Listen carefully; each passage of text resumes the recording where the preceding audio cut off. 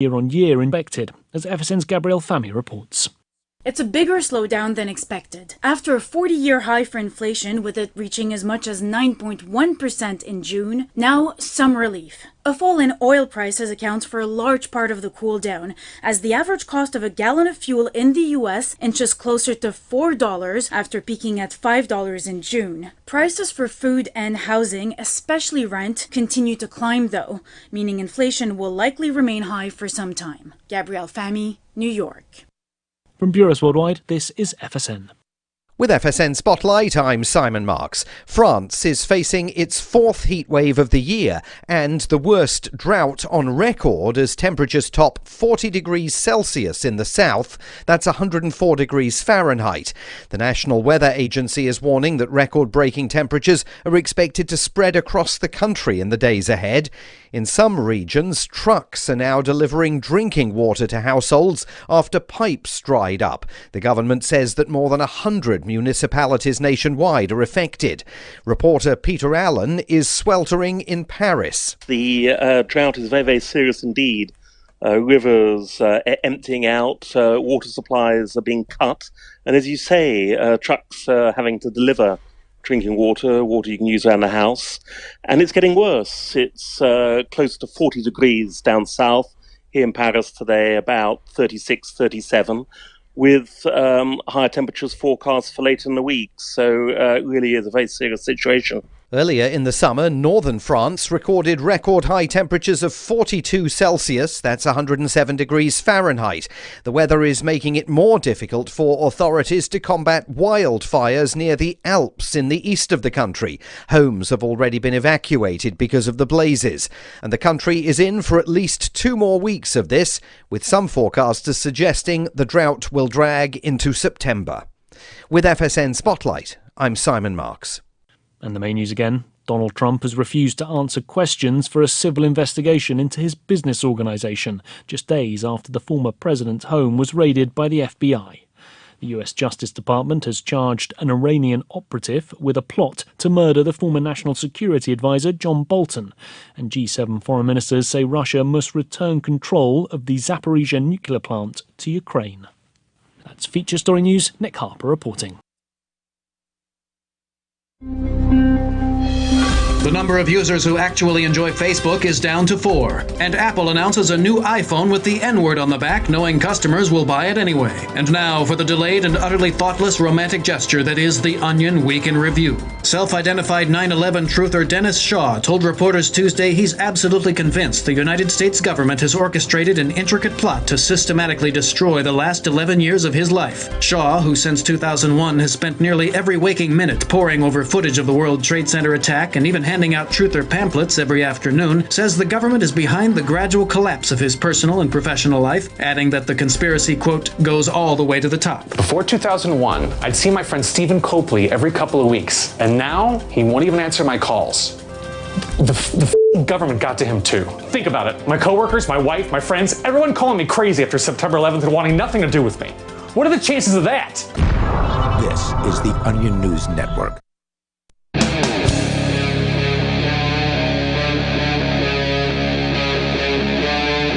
Free Talk Live.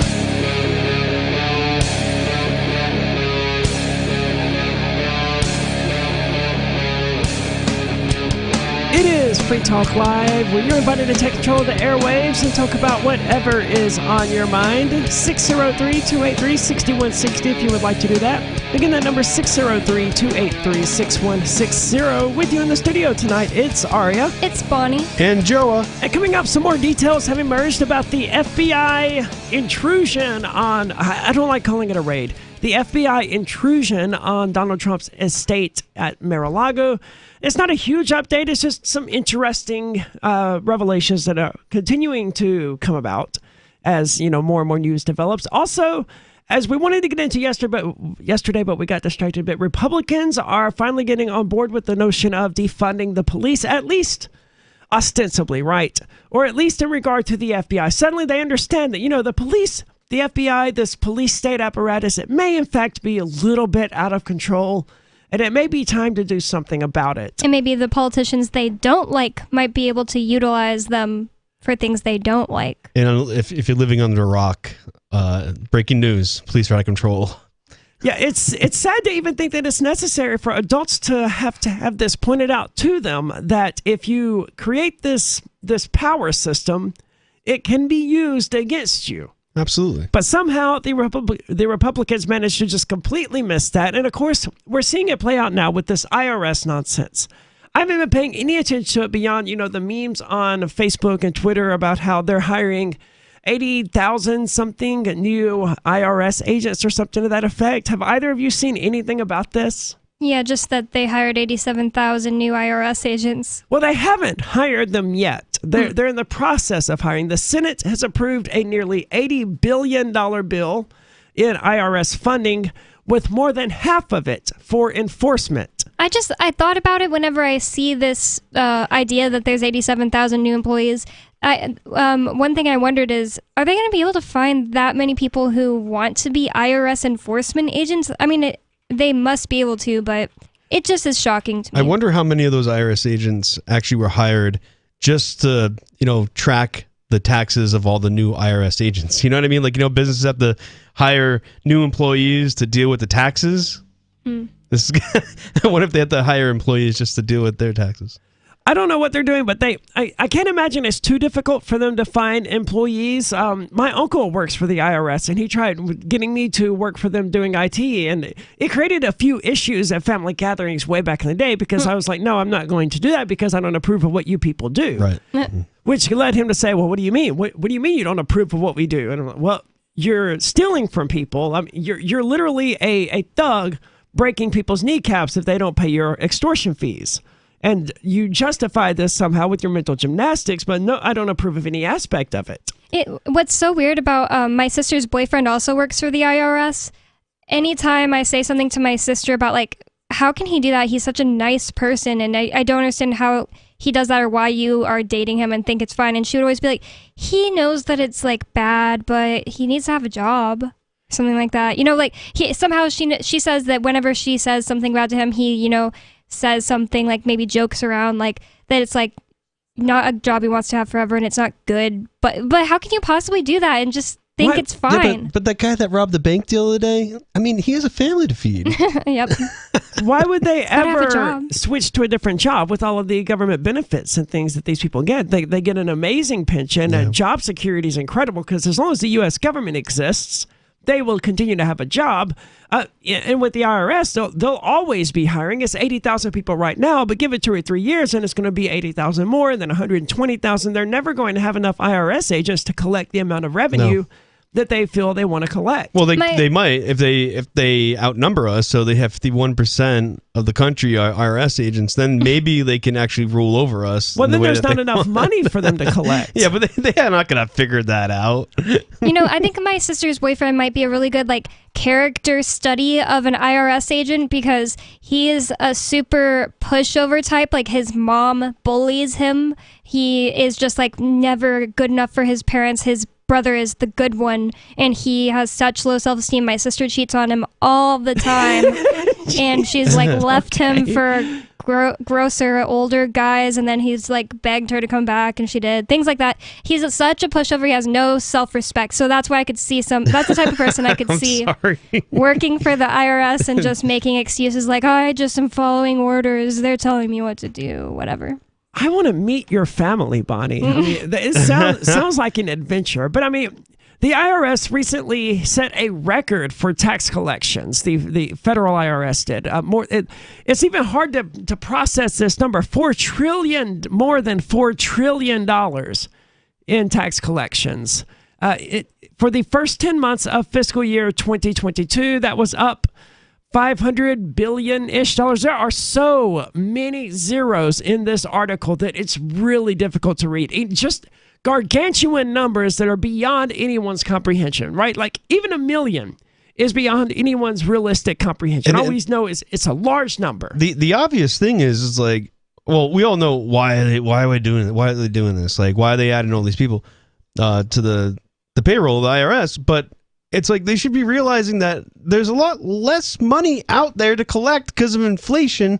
What are they thinking? Well, no, there's more money to collect because of inflation. Oh, I see what you're saying. Inflation is just an increase in the money supply. Yeah, but that inflation causes not to save, so it's, that's how I look at it. Like, inflation is causing people less savings. Well, people weren't really saving in the United States anyway. Something like 2/3 of Americans were living paycheck to paycheck and drowning in debt and things like that. Is it worse than that now? Because 2/3 is a lot. The last time we talked about it, it was a few months ago, and I think it was 62, 63%, something along those lines. It was up from the previous number, whatever that was, which makes sense. As inflation goes up and people pay higher and higher prices as a result of inflation, and their wages aren't keeping pace with it, they're going to make less money, and they're going to be more broke. Especially with the gas prices on the increase and all of this other nonsense going on. But yeah, so the federal government, more than $4 trillion stolen from people this year, and the IRS is planning to spend $45 billion to hire more IRS agents, and they're promising that this is totally not going to be used to target the middle America and the poor people. It's totally just going after the rich. These 80,000 employees are just targeting the 700-ish billionaires in the U.S. Well, that's ridiculous. Such a ridiculous claim. But didn't the IRS have something to do last year with the thing that came out that was like anytime you put a $600 or more thing into your bank account, you're going to get investigated?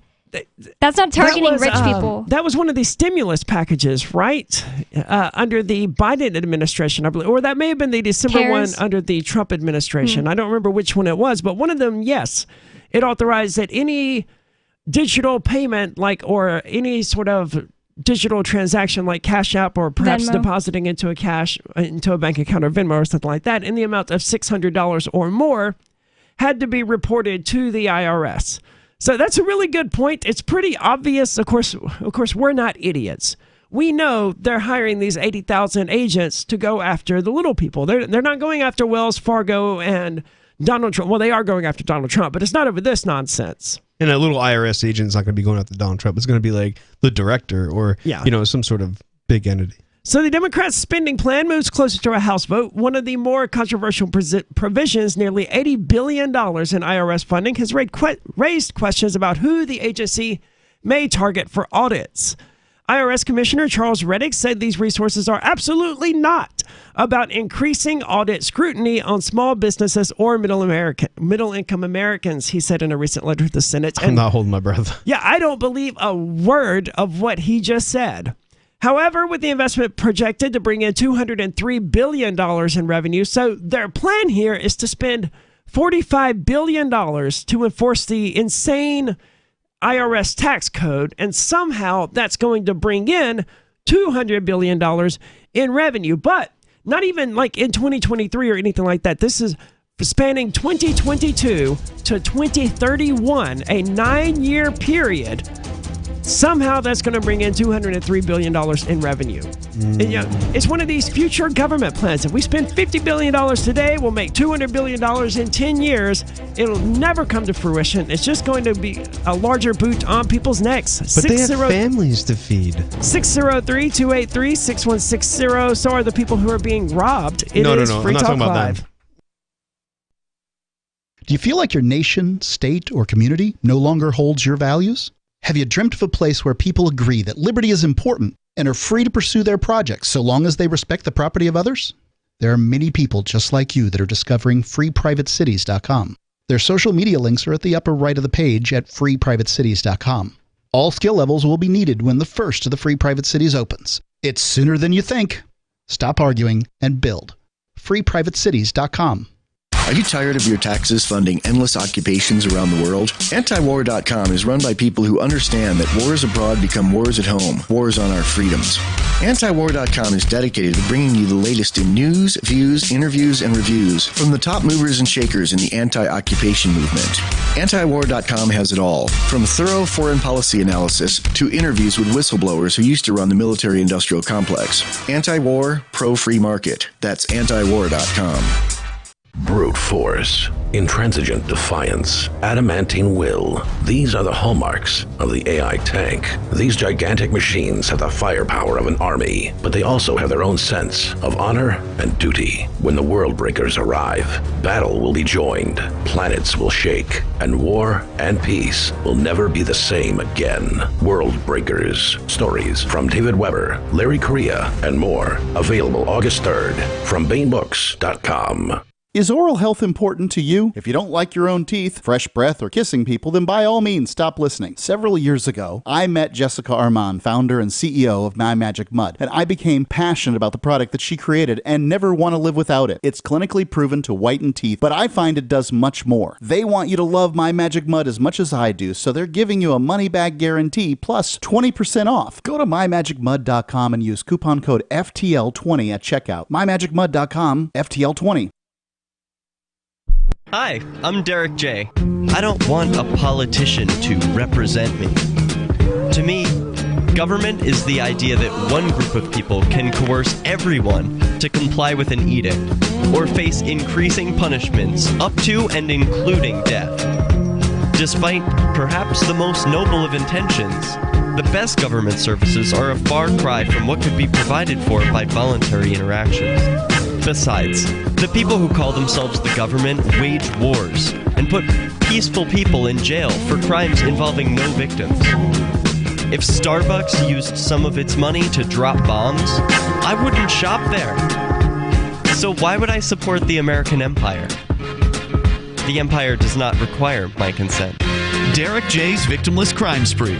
Watch it for free and order the Director's Cut DVD at victimlesscrimespree.com.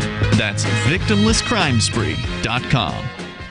There are lots of ways to listen to Free Talk Live. Our podcast has been around since podcasts began, and now the FTL feed is loaded with content besides our full show archives. Did you know that we make it easy for you to customize your podcast subscriptions? We have different feeds, one that includes only our full shows, one with just the Daily Digest, and our main feed that includes everything. You decide what you listen to. It's quick and easy to customize your feeds at feeds.freetalklive.com. That's feeds.freetalklive.com. There are basically two types of advertising, direct response and branding. Radio's great for direct response with its low cost to listener ratio, but audio can't be beat for branding, which is a longer term endeavor. You want to be the first thing that someone thinks of when they think about your product or service. If you have a local business that you want kept top of mind in your community, call the station. If you need national reach, Free Talk Live's got around 200 radio stations, millions of monthly listening sessions, can suit all budgets, and if we don't think we're right for you, we'll tell you. Email me, mark@freetalklive.com. Yep, we still do email. Drop your email address in the entry box at freetalklive.com, and you'll be kept in the loop with Free Talk Live.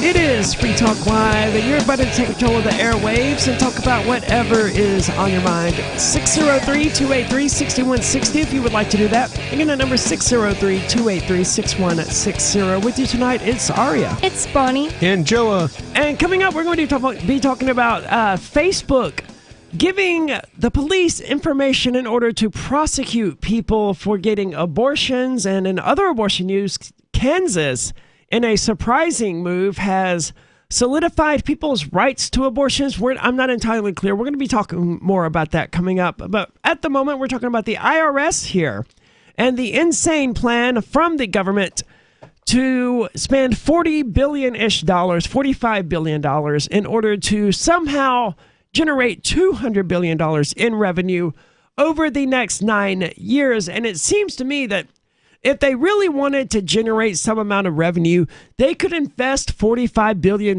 in almost anything else. Right. And it would be somewhat successful, because really that's like a 500% increase, something along those lines. It's a lot of money, but if they just put that $45 billion in Bitcoin or something, they would probably do quite a lot better. Don't give them these ideas. I would rather them do, well, that's better than them stealing from people. But I don't want the government in on crypto or Bitcoin or I do, because they can't steal that from people. They have to earn it. True. Right? True. It smashes the entire robbery apparatus that they have in place that they're using to fund their wars. Right. But they'll just print the money out of thin air to buy the Bitcoin. If they were Yeah, but that just drives up the value of Bitcoin. If they were like publicly, openly in Bitcoin instead of just like having the amount of Bitcoin that they steal from people whenever they prosecute them, I think that they would be making... it would be so annoying, because anytime like the price went down, all the politicians would be like, Bitcoin is over, and it'd be really annoying. Well, they like saying that. That's certainly true.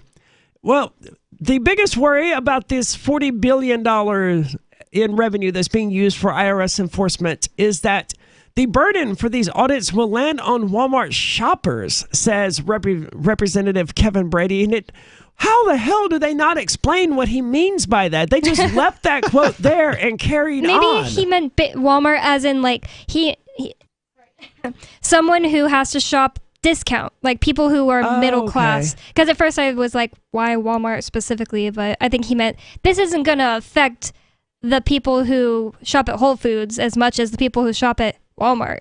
I think you're correct, and that's what he means, but it would have been really nice if CNBC to bother to point that out instead of just leaving that statement standing there by itself as though it made complete sense. Yeah, but see, Walmart's coming out with their own crypto coin. And, hopefully. And when it comes to Whole Foods, you can, bit repay a gift card and go to Whole Foods. So you can already purchase. Well, I don't know if this is a factor in it. You can go to like giftcards.bitcoin.com. Oh, yeah, right. Both of them, yeah. And essentially they're the same thing. Yeah, they are. Overall, IRS audits have plunged by 44% between fiscal years 2015 and 2019, according to a 2021 report, while audits dropped by 75% for Americans making $1 million or more. The percentage fell by only 33% for low to moderate income people who claim the earned income tax credit. Good God, can they hire someone who knows how to edit sentences? So people who made more than $1 million received fewer audits, or they received a greater reduction in the number of audits than people who were low and moderate income. So if you're low income or moderate income, the chance of you being audited went down by about 33%. But if you're a millionaire, it went down by about 75%. So keep that in mind when they say these 80,000 new agents aren't going to be auditing low and middle income tax people. My same sister I was telling you about, she was just an Uber Eats driver and maybe worked a couple waitressing jobs in 2019, and she got audited. Like, she was pretty poor. I guess I want to make a point on that is that millionaires, that's sort of what they're categorizing.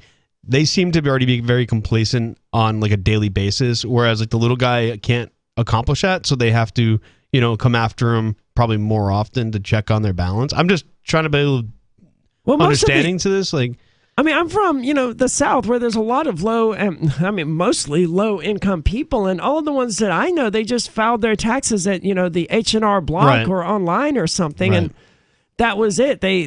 They may have claimed the earned income tax credit, but that was the extent of it. They didn't know anything beyond, hey, I need to claim some kids so I get more money, quote, back, which I hate about the entire IRS scheme. Yeah, that's just developing subservient class, like as in people that are very it is, submissive and obeying to what the government does. So we're going to incentivize that. And I think the more poor people, the poorer people, they have less complicated taxes anyway. Like, rich people have all kinds of different income streams and fill out different forms. A poor person just works for Walmart, nothing else. They don't have time for anything else. And they get a 1040 EZ. It's so simple, it's got an EZ in it. Whereas you're absolutely right. The millionaires are filling out like multiple 1099s and dividend reports and all sorts of other nonsense that I can't even begin to understand. And they're not the ones being audited. It's these people who just work at, KFC for the whole year, and they've claimed to have 4 kids, so they, quote, get back $30,000. Yeah. Because I've seen some of these people get back, 10, 15, 20. Sure. And see, there I am slipping into their terminology. They're not getting back this money. They're just getting it. Yeah. Right? They always say, well, I'm getting back $15,000, but it's not back because you didn't pay $15,000. Right. Why do they do that then? How is the IRS like They subsidize people for having children and not being wealthy enough to take care of those children. I think since COVID-19, the IRS has split that money up into monthly payments or something like that.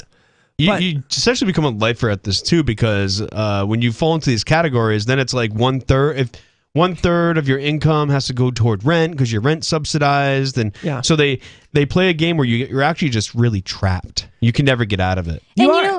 One thing that I always think about that hasn't come to fruition yet from maybe not 1984, but definitely The Giver and Brave New World is the people who get assigned to having babies and their job is just having babies. Those people basically exist now. Right, and I think the obedient ones, the ones that are being told by the state to keep breeding, we'll give you money.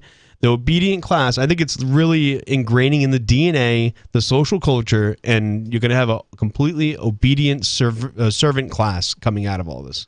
I don't know that obedience is necessarily going to be a genetic characteristic, though. I mean, I don't know if it is or not. But this is what I think about. I guess it is when it comes to dogs. Yeah, they have a shot for disobedience, right? Well, what about Europe? Don't you think they're way more obedient? And all of the disobedient ones left in the 1700s. I've always heard that, but I mean, I'm an American, so I have a pretty low opinion about Europeans in the first place. Let's just be honest. Everyone in this room does, because we left, as you were about to point out, we left Europe. We're like, this place is a hellhole. We're going over here. We're going to create the greatest nation on earth. So all of us, we sort of just innately look down on Europe. I know what I've heard about people in Europe, but at the same time, they have a remarkable amount of disdain for Americans. Yeah, because they're like, they don't listen to the laws and just do what they're told. That's definitely how Germans look at us. Well, I don't... Can't speak about every single one, obviously, but stereotypically. What are your thoughts? Maybe you have a clearer idea than I do about, how this... Are Europeans more obedient than Americans? 603-283-6160. There is more coming up. Is that 603-283-6160? It is Free Talk Live. On Free Talk Live, we're bringing people to the ideas of liberty every day. From wrestling superstars like Glenn Jacobs. You guys really are having an impact, I believe. Like I said, a lot of where I am now is due to listening to Free Talk Live. You changed my mind on some very important issues years ago. To random people tuning in on the radio. I was kind of stuck in the left-right paradigm. I heard your show by chance on a Saturday night. From there, I went on, joined the Free State Project, and become an amplifier. So, I mean, that's really the reason why I amp is because I know that if it wasn't for you guys being on as many stations as you are, I never would have found the ideas of liberty. You can help more people hear the message of liberty by joining Free Talk Live's AMPS program on Patreon for as little as $5 a month. And you'll get access to special perks. Visit amps.freetalklive.com, amps.freetalklive.com. From Feature Story News in Washington, I'm Nick Harper. Donald Trump has refused to answer questions for a civil investigation into his business organization. It comes just days after the former US president's home was raided by the FBI as part of a separate case, as FSN's Sarah Walton reports. At a deposition behind closed doors in New York on Wednesday, Trump pled the Fifth, using his constitutional right to refuse to answer questions that could incriminate himself. The hearing was part of a 3-year-long civil investigation into the Trump family's real estate business. 2 of his children have already given evidence. New York Attorney General Letitia James says her probe is nearing the end and has gathered substantial evidence that could support a lawsuit against Trump, his company, or both. That would further add to the former president's legal woes after his Florida home was raided by FBI officials on Monday looking for documents that shouldn't have been removed from the White House. Sarah Walton, New York. The US Justice Department has charged an Iranian operative over a plot to murder the former National Security Advisor John Bolton. The planned killing was reportedly in retaliation for a US airstrike that killed a top Iranian general. G7 foreign ministers say Russia must return control of the Zaporizhzhia nuclear plant to Ukraine. The G7 says Russian troops are putting the region in danger with the chance of a nuclear disaster similar to the Chernobyl meltdown. Ukraine has accused Moscow of converting the plant into a military base. US President Joe Biden's approval rating has ticked up to its highest level since June, thanks to a number of recent legislative victories. But support for the president remains muted, with the midterm elections just months away. FSN's William Denslow reports from New York. According to a new Reuters Ipsos poll, President Biden's approval rating now stands at 40%. It's fallen as low as 36% in May, but a series of recent legislative wins, including the Senate passing the Inflation Reduction Act, has given Biden a bump at the polls. 78% of Democrats now view the president favourably, compared to 69% a month ago. But his approval rating has been under 50% for a year, as the country continues to face a lingering COVID-19 pandemic and high levels of inflation. William Denslow, New York. Business and the latest US inflation figures show that consumer prices rose 8.5% year-on-year in July, a figure that was lower than expected, as FSN's Gabrielle Famy reports. It's a bigger slowdown than expected. After a 40-year high for inflation, with it reaching as much as 9.1% in June, now some relief. A fall in oil prices accounts for a large part of the cool down, as the average cost of a gallon of fuel in the US inches closer to $4 after peaking at $5 in June. Prices for food and housing, especially rent, continue to climb though, meaning inflation will likely remain high for some time. Gabrielle Famy, New York.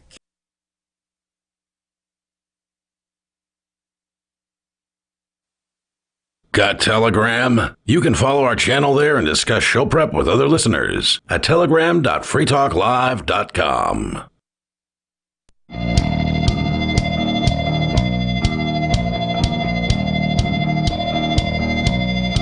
It is Free Talk Live, and we invite you to take control of the airwaves and talk about whatever is important to you. 603-283-6160 if you would like to weigh in. Again, the number is 603-283-6160. With you in the studio tonight, it's Aria. It's Bonnie. And Joa. And I want to tell you about Bitcoin.com. If you're new to the subject, as I understand it, well, I at least saw an article on Google News today that suggested that Bitcoin is reversing its trajectory, that cryptocurrency in general are reversing their trajectory, and they're on their way back up. And if you have no idea what any of that means, head on over to Bitcoin.com, click Getting Started at the top of the page, and take just a few minutes out of your day to learn about this important world-changing technology. You don't need to know about zero-knowledge proofs or any of that sort of thing to know how to use cryptocurrency. The most important, I mean, you don't need to know any of that in order to use your credit card or any of these other payment technologies or how Venmo works or any of that. You just have to understand how it's different from modern money and how to keep your money, from historical money, and how to keep your money safe. And Bitcoin.com can teach you all of that. And if you already know all of that, head on over to news.bitcoin.com to stay up to date on all of the news and headlines relevant to you. That's news.bitcoin.com. Let's go to the phones. We have Major Payne on the line. Major, you're on Free Talk Live. Hey, guys. How y'all doing today? Hey, what's on your mind? Well, it was kind of funny you guys just brought up Europe a minute ago. I just heard a little ditty today on the radio. Domino's evidently went over to Italy in 2015 and started opening up chains. Oh, wow. Well, they just bailed. Doesn't one of them accept Bitcoin? Or there's a Domino's in Europe that has something to do with Bitcoin. They just bailed on the whole franchise. Evidently, the Italians' opinion of Domino's is sucky much. I can't imagine that they would like Domino's. Not that I don't think Domino's is the worst, big name pizza. It's not the worst. I like Pizza Hut the most, but it's definitely not like I wouldn't go to Italy and be like, oh, let's go to Domino's. It's not fly in the face of the Italians. I mean, that's the home of pasta. Well, I mean, there's two types of pizza, right? There's cheap, inexpensive pizza, and there's good gourmet pizza, Right. and there's really no in between. Yeah, there is. There's a pizza that when you're drunk late night you order, and that's Domino's. That's the low end pizza. Yeah, cheap, greasy. Well, it's expensive. I mean, I thought you it can was get a large pizza from Domino's for like $7. Oh, really? Never mind. I never ordered Domino's. You're talking frozen. Go get a tombstone. Nobody can live on a tombstone. I was sort of correct. The largest Domino's pizza franchisee in the Netherlands has offered to pay its employees in Bitcoin. But I didn't find anything about Domino's itself, although I'm pretty sure I remember seeing the headlines, or there was a giveaway or something where someone would win $10,000 and they could get it in Bitcoin or in cash, and it was somewhere in Europe. I don't remember the specifics, but that Domino's wasn't why you called it a night, was it? Because I can't imagine the Italians being too fond of Domino's either. That's like, I don't know what that's like. Like Panda. Wait, what's the Panda restaurant called? I can't remember all of a sudden. Express, Panda right? Express, it's not here. Like opening up in China. They probably wouldn't like that. or like an Americanized Chinese restaurant opening in China. Yeah, Panda right. Express is one. So anyway, yesterday when they were, or the day before, I guess, when they were doing the search at Mar-a-Lago, there was one of Trump's lawyers on staff there, and they made her go all the way down to the end of the driveway for hours and hours and hours. And the whole time this thing was going on, they were insisting that the internal security apparatus be shut off, the cameras and whatnot. And when they found out that hadn't happened while they were doing their search, now they're going bug nutty just trying to get a hold of those tapes. Well, were they like secret cameras? Because otherwise I would assume they would smash them with a sledgehammer like at our house, right? Well, this was a presidential estate. They had to be a little more lace-glovey, shall we say. Yeah. Another question I have is, did they handcuff the lawyer woman and for multiple hours good and Lord, no. not They- let they her pick would- up her dog and They would never do that to an make attorney. her put on glass shoes? Well, you said she was in the house, right?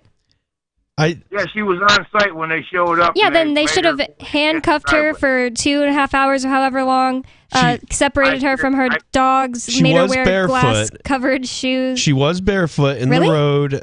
Yep, I saw her in the road on a live stream. Well, yeah, but I could have been in barefoot. August, yeah, Yeah, I could have been. Yeah, hot pavement. I could have been She barefoot. could have Be better stood in than the grass, dude. them forcing me to put on, glass cover shoes. They forced me to put them on. I didn't just go, oh wait, these have glass in them. I told them I'm not putting them on. They have glass in them, and they screamed at me, put on the shoes. It was like, See, I it's not told them just, they were going to have to. Well, I don't think I used the words "you're going to have to shoot me," but I did say something to that effect, and I refused to comply with some of their more idiotic commands, and I made that known. And the only alternative I gave them was to meet me in the middle or to shoot me. I would not have put on glass-filled shoes. forget They about would it. have had to shoot me on the spot. The only reason that I didn't go outside naked was because Ian was had his wits about him. I felt like, first of all, I would have to put on my glasses when I wake up. I had barely any vision. I didn't realize that.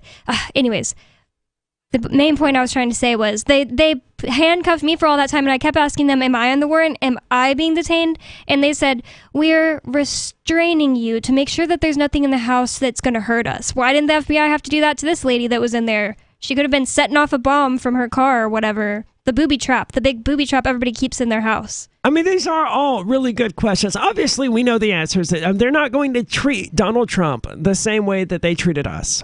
And they're if my attorney had happened to be at my house on the day of the raid, they would not have treated my attorney the same way they treated me and the same way they treated you and Ian. Just because they exist as attorneys, for better or worse, are part of the state. So this is one of their friends. It's one of their allies. It's someone they probably play golf with occasionally. I want to make a comparison to the Trump situation. What happened here with you guys is that with Trump, they actually had targeted information that they had to go on. Allegedly, that's what they were saying.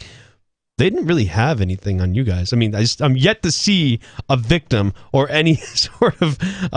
There's no victim in what Trump did. Oh no, he took some documents while he was president. There's no victim And there. they don't even know that yet. All they know is that he took out boxes. If they knew it was in it, then they could have gotten it at any time, I'm pretty sure, if it was something bad.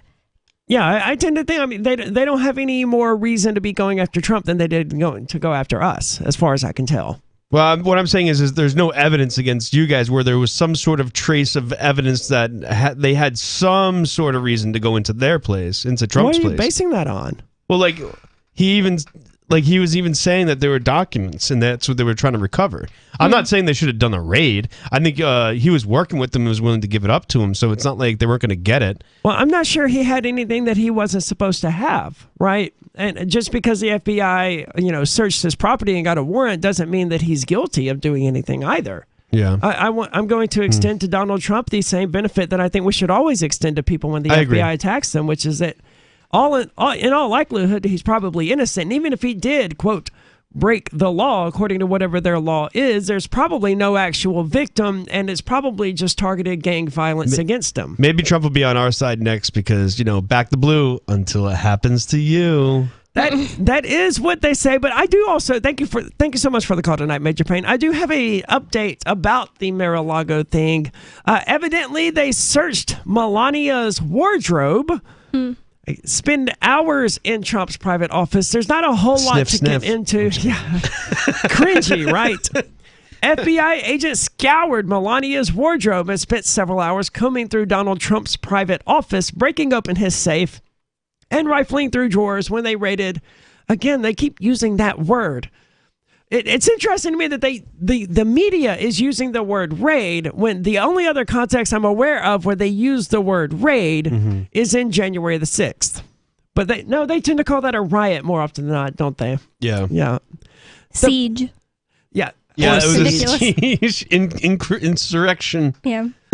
The New York Post has learned that the search warrant used by the FBI to enter the Palm Beach property focused solely on presidential records and evidence of classified information being stored there. And this, to me, raises some interesting questions because I can't imagine any of the FBI agents have the security clearance necessary to read any of these classified documents, and therefore they can't identify any of them as being classified, right? How does this work? I don't know. I don't know how government works in general. Oh, I know. They have families to feed. 603-283-6160 if you want to weigh in. It is Free Talk Live.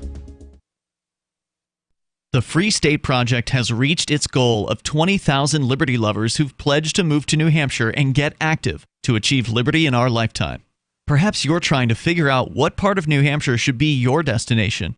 If so, consider Keene. You'll find more than 150 reasons to move to Keene at move.freekeene.com. Keene is famous for its historic, publicity-generating activism, as well as being the liberty media capital of the world. It's home to freekeene.com, New Hampshire's destination for liberty activism, news, and opinion. For years, we've been compiling over 150 reasons to move to Keene at move.freekeene.com, where you'll learn about some of what's happening here and what makes Keene a great place to live. If you love liberty, you'll probably enjoy anywhere you end up in the Shire. But do your due diligence first. Please visit move.freekeene.com for the full list of over 150 reasons to move to Keene. That's move.freekeene.com. Looking for a great real estate investment? Consider New Hampshire, which is ground zero for the Liberty Movement. Your first call should be to Mark Worden from Porcupine Real Estate. He's more than just a real estate agent. He's your New Hampshire concierge. Where are the best places to live? Do you want farm, city, the burbs, or forest? Do you want a duplex or multifamily building so that renters pay your mortgage? There are homes in all price ranges in New Hampshire, and Mark can help with financing too. Invest in liberty and property. Mark Worden can help. PorcupineRealEstate.com.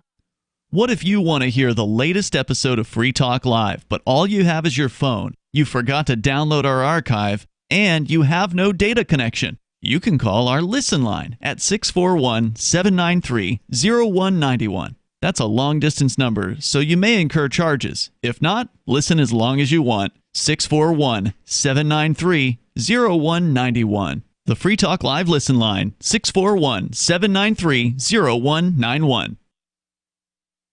This is Michael Dean from the Freedom Fiends. I've run websites since 1996 and have used over a dozen web hosts in that time. AgristHosting.com is the only one that hasn't broken my heart. Agrist Hosting's uptime and service is stellar, and their DDoS mitigation is the best I've seen. That's important because if you tell the truth in this world, you'll ruffle feathers. And some people will try dirty tricks to silence your voice. No matter what the haters hit us with, Agrist Hosting keeps our websites online. If you have a mission-critical commercial presence or a world-changing activism site, you cannot tolerate any skullduggery. So go with agristhosting.com. Have a WordPress or blog site, but you're not satisfied with performance or uptime? Or just want raw hosting? Want to pay with Bitcoin? Agrist Hosting specializes in high-performance hosting with personalized service. Go to agristhosting.com and click on the button that says Get Hosted. That's agristhosting.com.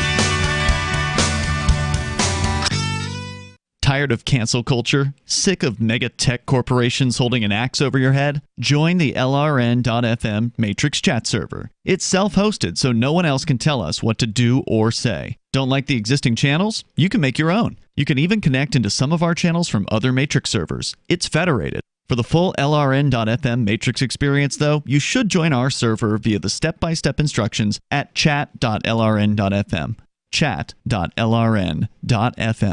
So you've signed the Shire Society Declaration and are planning your move to New Hampshire to be around more liberty-oriented people. Next, sign up for the Shire Society Forum at forum.shiresociety.com. There are a bunch of people there who are already in the Shire, and they want to meet you. If you're already in the Shire physically, you should also come by the forums. Remember, not everyone uses Facebook. New people are signing up for the Shire Society Forum every month, so drop in and say hello at forum.shiresociety.com.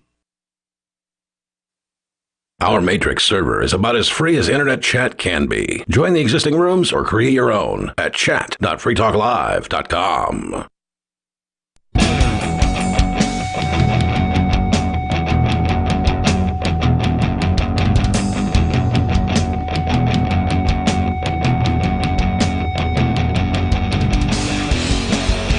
It is Free Talk Live with Arya, Bonnie, and Joa, and we do have our own social media server. You can find it over at social.freetalklive.com. There's no cost to sign up. All it takes, I think, is an email address, and then there's a brief wait because in order to keep out bots, we do have to approve each person who signs up and, just put something there to make it clear that you're not a bot, and we'll let you in because we're just trying to minimize spam. We're not trying to inhibit anyone's free speech. If you're sick of being censored on big tech platforms, check out our own social media server. That's social.freetalklive.com. It's really simple to set up. It uses this federated Mastodon system that's pretty cool. It's the same underpinning that Donald Trump's social media network uses, except obviously he modified his substantially. We didn't do that. Ours is closer to being Mastodon right out of the box. So social.freetalklive.com if you want to check it out. You can interact with some of the hosts there. Again, that's social.freetalklive.com. Let's keep going with the phones. We have Sam on the line from Ohio. Sam, you're on Free Talk Live. Yeah, it just seems weird to me that the states, even where medical marijuana is legal, they want to limit what conditions you can use it under. Like, this medical condition you can use it for, and this one you can't. Like, is that just a control thing? They know what's better for you than you do. The fact that it was ever Schedule 1 by the federal government, I mean, it's all just every law that makes it to where you can or can't use a plant to change your own consciousness that you own and no one else owns is clearly just a control thing. If you were to look at New Hampshire legislators this year about like them arguing over them legalizing or whatnot, it is seriously, it's just some crazy people that don't understand what it's about. Oh yeah. It's just what's the word to put it? It's sensationalized that it's a bad thing, and it really isn't. They can't actually argue why. They're like, oh, but all the mental health and stuff. Well, it's not. That's not the problem with weed. It's not mental health. The worst. Well, mental health is the reason why people should be allowed to take it. Oh yeah, I agree. I strenuously disagree that marijuana is doing anything to help anyone's mental health. I disagree. I disagree because there are people that I think shouldn't use it. This is going to be the third time I bring up my sister, but she is crazy, and I think that marijuana makes her crazier. But I know so many people that had such bad anxiety that it was ridiculous, and it just affected them in a way that got rid of their anxiety. Me, that would never happen. Marijuana just makes me more anxious. That's what it does for me as well, and I find it extremely hard to believe that it helps anyone with anxiety. I'm not saying it doesn't, but my experience is the diametric opposite. You haven't tried the right strain. Oh, sorry. There are people out there I that feel I've like seen... Sam was about to say the exact same thing. Sam, what were you going to say? I was going to say maybe it's just the way that your body reacts to it, because I've heard debate about that, different people with different genetic ancestries maybe metabolize cannabinoids differently from one person to the other. I mean, it wasn't even that, right? From age, 15 to my mid-20s, I smoked pot almost every single day, and it was never an issue, right? And then suddenly, someone flipped a light switch, it was an issue. That's what happened to me, but I know so many people that have already passed the age where marijuana started making me crazy anxious, and they just smoke it and they relax. That's never going to happen to me. Whenever somebody says, you need to relax, smoke some weed, I just, laugh, because that would do the opposite of relax me. But then there are also people who... It made you laugh and you relaxed. No, it doesn't.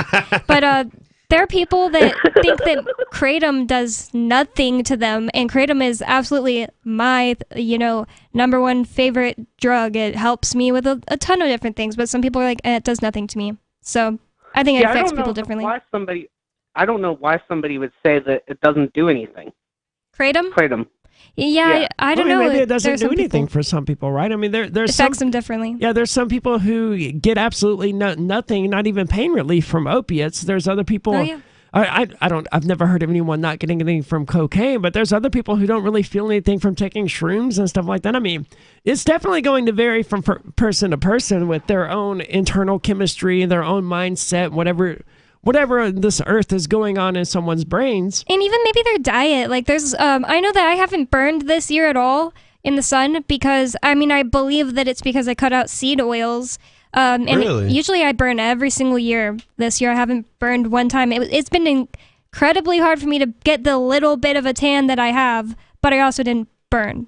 But on the subject of medical marijuana, I would prefer that doctors be the ones who determine whether or not this medication is best used to treat this condition or not, right? And government bureaucracies are not qualified to make those sorts of determinations. Okay, well, pot's a good treatment for this condition, but it's not a good treatment for that condition. No. That's a question for a doctor to determine. Well, and to they're allowed to suggest. do that. Well, the doctor can determine whether or not it's good for me, and I can then decide whether or not to take that advice. Okay, But yeah, that's what I mean. a doctor writing me a prescription isn't going to force feed me pills. Yeah, but doctors prescribe alcohol. Okay, it sounds weird, but they do, and that I think that's the worst drug out there. Yes, it even absolutely like is. Percocet's really, really bad for you. Even Tylenol's really, really bad for you. I mean, it depends on how you're characterizing worse. As far as like societal harm, and I think harm to the individual, alcohol is consistently ranked the most dangerous drug out there. Yes, out there. absolutely. Whereas something like shrooms is consistently the least dangerous. Right.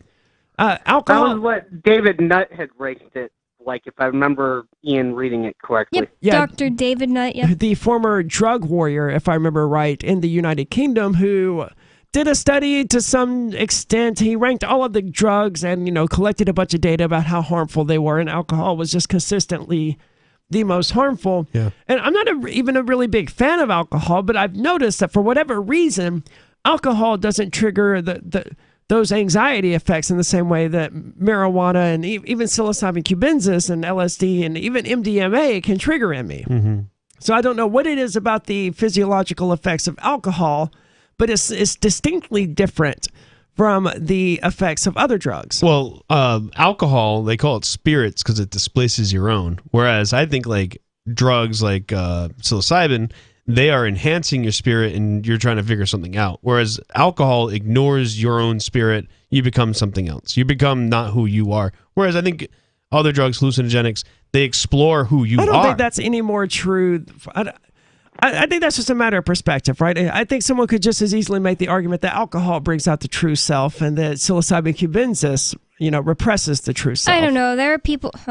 I wouldn't make that. I don't know. I've done things on alcohol that I'll never do sober. That's what I am I've done absolutely things on trying to say. LSD that I would never do sober. That doesn't mean that was my true I would personality. put LSD in the category of alcohol when it comes to displacing spirit. Well, then I've done things on shrooms that I've certainly done things on MDMA that I wouldn't do while sober.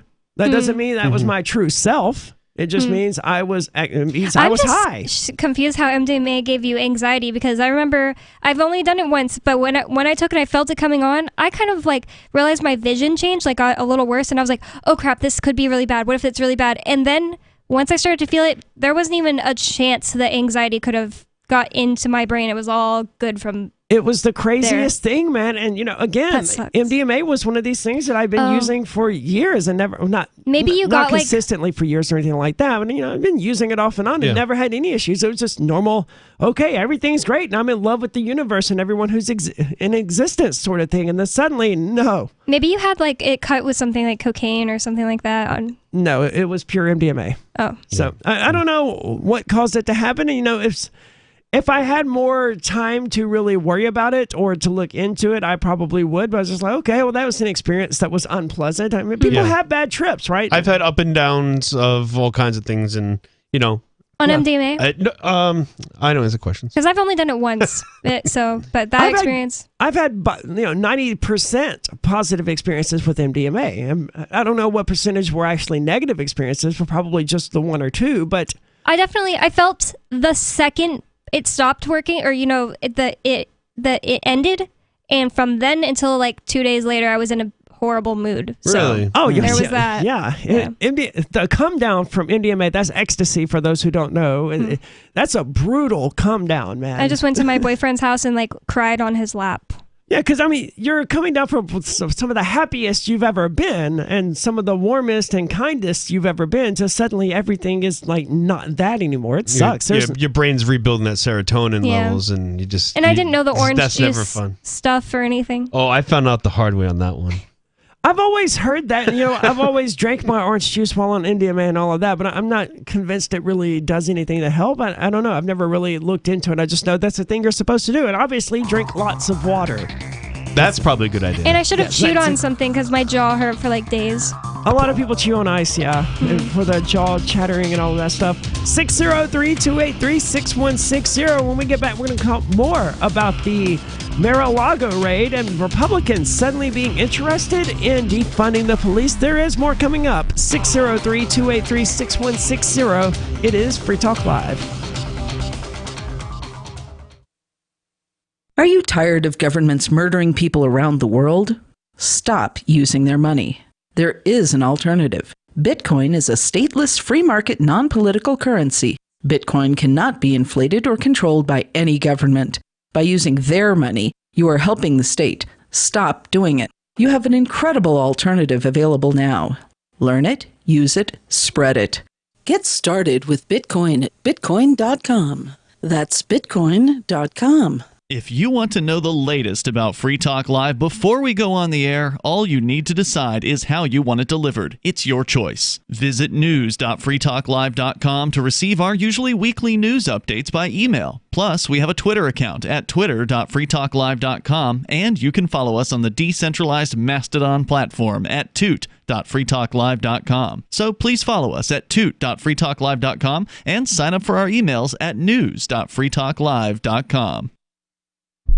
The new 4th edition of Healing Our World, The Compassion of Libertarianism will take your understanding of liberty to a deeper level and has over 1,300 updated references, new cartoons, and a foreword by Dr. Ron Paul. With discounts for multiple book purchases, the 4th edition of Healing Our World is a great gift for the liberals, pragmatists, environmentalists, and Christians in your life who think libertarianism is cold-hearted. Get yours today at healing.freetalklive.com and use promo code FTL for a $5 discount. There are lots of ways to listen to Free Talk Live. Our podcast has been around since podcasts began, and now the FTL feed is loaded with content besides our full show archives. Did you know that we make it easy for you to customize your podcast subscriptions? We have different feeds, one that includes only our full shows, one with just the Daily Digest, and our main feed that includes everything. You decide what you listen to. It's quick and easy to customize your feeds at feeds.freetalklive.com. That's feeds.freetalklive.com. You're listening to the live edition of Free Talk Live. Hour number 2 is next, after the news, here on the Liberty Radio Network at LRN.FM. From Feature Story News in Washington, I'm Nick Harper. Donald Trump has refused to answer questions for a civil investigation into his business organization.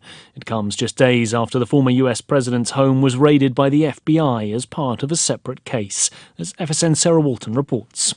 At a deposition behind closed doors in New York on Wednesday, Trump pled the Fifth, using his constitutional right to refuse to answer questions that could incriminate himself. The hearing was part of a 3-year-long civil investigation into the Trump family's real estate business. 2 of his children have already given evidence. New York Attorney General Letitia James says her probe is nearing the end and has gathered substantial evidence that could support a lawsuit against Trump, his company, or both. That would further add to the former president's legal woes after his Florida home was raided by FBI officials on Monday looking for documents that shouldn't have been removed from the White House. Sarah Walton, New York. The US Justice Department has charged an Iranian operative over a plot to murder the former National Security Advisor John Bolton. The planned killing was reportedly in retaliation for a US airstrike that killed a top Iranian general. G7 foreign ministers say Russia must return control of the Zaporizhia nuclear plant to Ukraine. The G7 says Russian troops are putting the region in danger with the chance of a nuclear disaster similar to the Chernobyl meltdown. Ukraine has accused Moscow of converting the plant into a military base. US President Joe Biden's approval rating has ticked up to its highest level since June, thanks to a number of recent legislative victories. But support for the president remains muted, with the midterm elections just months away. FSN's William Denslow reports from New York. According to a new Reuters Ipsos poll, President Biden's approval rating now stands at 40%. It's fallen as low as 36% in May, but a series of recent legislative wins, including the Senate passing the Inflation Reduction Act, has given Biden a bump at the polls. 78% of Democrats now view the president favourably, compared to 69% a month ago. But his approval rating has been under 50% for a year, as the country continues to face a lingering COVID-19 pandemic and high levels of inflation. William Denslow, New York. Business and the latest US inflation figures show that consumer prices rose 8.5% year-on-year in July, a figure that was lower than expected, as FSN's Gabrielle Famy reports. It's a bigger slowdown than expected. After a 40-year high for inflation, with it reaching as much as 9.1% in June, now some relief. A fall in oil prices accounts for a large part of the cool down, as the average cost of a gallon of fuel in the US inches closer to $4 after peaking at $5 in June. Prices for food and housing, especially rent, continue to climb though, meaning inflation will likely remain high for some time. Gabrielle Famy, New York. From Bureaus Worldwide, this is FSN. With FSN Spotlight, I'm Simon Marks. France is facing its fourth heatwave of the year and the worst drought on record as temperatures top 40 degrees Celsius in the south. That's 104 degrees Fahrenheit. The National Weather Agency is warning that record-breaking temperatures are expected to spread across the country in the days ahead. In some regions, trucks are now delivering drinking water to households after pipes dried up. The government says that more than 100 municipalities nationwide are affected. Reporter Peter Allen is sweltering in Paris. The drought is very, very serious indeed. Rivers emptying out, water supplies are being cut, and as you say, trucks having to deliver drinking water you can use around the house. And it's getting worse. It's close to 40 degrees down south. Here in Paris today, about 36, 37, with higher temperatures forecast for later in the week. So it really is a very serious situation. Earlier in the summer, northern France recorded record high temperatures of 42 Celsius, that's 107 degrees Fahrenheit. The weather is making it more difficult for authorities to combat wildfires near the Alps in the east of the country. Homes have already been evacuated because of the blazes, and the country is in for at least 2 more weeks of this, with some forecasters suggesting the drought will drag into September. With FSN Spotlight, I'm Simon Marks. And the main news again, Donald Trump has refused to answer questions for a civil investigation into his business organisation, just days after the former president's home was raided by the FBI. The US Justice Department has charged an Iranian operative with a plot to murder the former National Security Advisor John Bolton, and G7 foreign ministers say Russia must return control of the Zaporizhzhia nuclear plant to Ukraine. That's Feature Story News, Nick Harper reporting.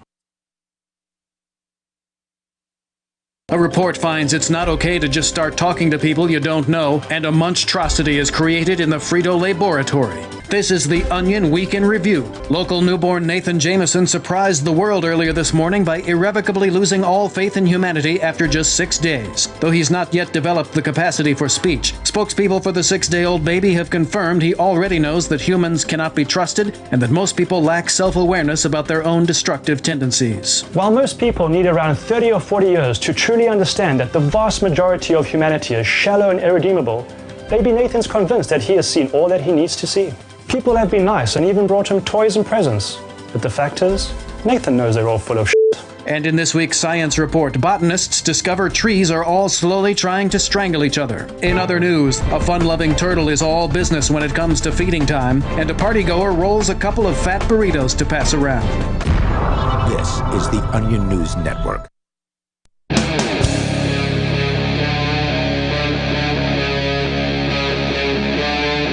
Free Talk Live.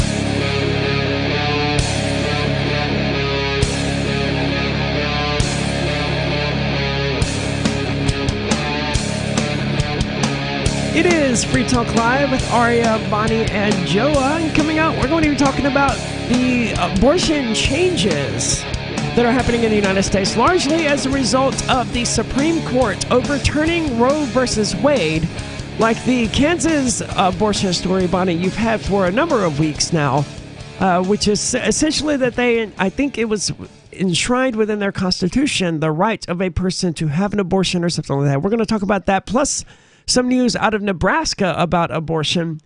But presently, we're talking about Mar-a-Lago and the latest that we've heard about the intrusion on the Trump estate there by the FBI. A source close to the former president expressed concern the FBI agents could have planted stuff because they would not allow Trump's attorneys inside the 128-room building. They could plant something every time they raid someone's house, and they don't let people in. Well, the news was already putting photos up of supposedly Trump had ripped up these notes that he had and like ran on the top and they threw it in the toilet, right? And so they took pictures of these notes ripped up in the toilet. But he wasn't That's in falsified. That was not real at all. And then CNN was throwing it all over their channel like it was real. And like one of the notes said Roger on the top of it. Like it was just a joke. Roger, like what would be like Roger Stone. I don't know. 128 rooms inside of this building. I'm surprised the raid only lasted 9 hours or whatever it was. Yeah, it lasted like 8 hours at our house. Yeah, and that was not 128 rooms. So this was conducted by over 30 plainclothes agents. Not even... See, this is what's messed up, because we didn't get plainclothes agents at our places when we got raided. No, I woke up to FBI agents with riot shields standing there in their full body armor, pointing guns at me, telling me to stop moving or they would shoot me. They didn't even bother. They just showed up in their plain clothes in khakis and a button-up shirt. And for listeners who are unfamiliar, it's not like Arya had done something violent. She was also being raided because of just like a business infraction. For allegedly operating a business without a license. Yep. That was the precipice for the entire raid, from what we can tell. I'm hoping that they found Trump's sex tapes on Epstein Island or something. And I don't care. They're never going to conduct a search on Epstein Island. No. I'm not saying that. It wouldn't be permissible in court or whatever. Well, maybe let's just say that they went through all the documents that he had, and let's say he had saved the tapes, his extortion tapes that Epstein was going to use against him. And I don't know. I'm just saying. As best as I can tell, Trump was never caught up into that. I mean, I don't know. I think he was. He seems to have stopped associating with Epstein somewhere in the mid '90s, around the time it was becoming known that Epstein liked them young. Well, I mean, Bill Trump Clinton kept, not for nothing, but Trump likes them young too, and he had a whole pageant where there's a lot of corruption going on. We all know it. I'm not saying Trump doesn't like them young, but then again, we're talking about 16, 17-year-olds here. We're not talking about 10-year-olds. So this is true, I guess. I can't really... I don't want to see any sex tapes involving Trump, though. I want to make that I don't clear. want to see these either. No. Oh, that's Ew. right. He was accused. There was some Russian thing, right? Some Russian dossier that was funded by the DNC or something like that about him liking golden showers. Wait a second. Yeah. I mean, on Trump's defense, he probably literally has a golden shower. Let's go to the phones. We have Will on the line from Texas. Will, you're on Free Talk Live. Hey, I hope all's well. Yeah. All right, what's on your mind tonight? Hey, you guys should Google RCMP officer or former RCMP officer charged for drunk. He fell asleep at a Burger King. This is in Canada. He was drunk and fell asleep in his marked cruiser, and I think he has a canine unit with his dog in there and everything. Dang. At a Burger King drive-through.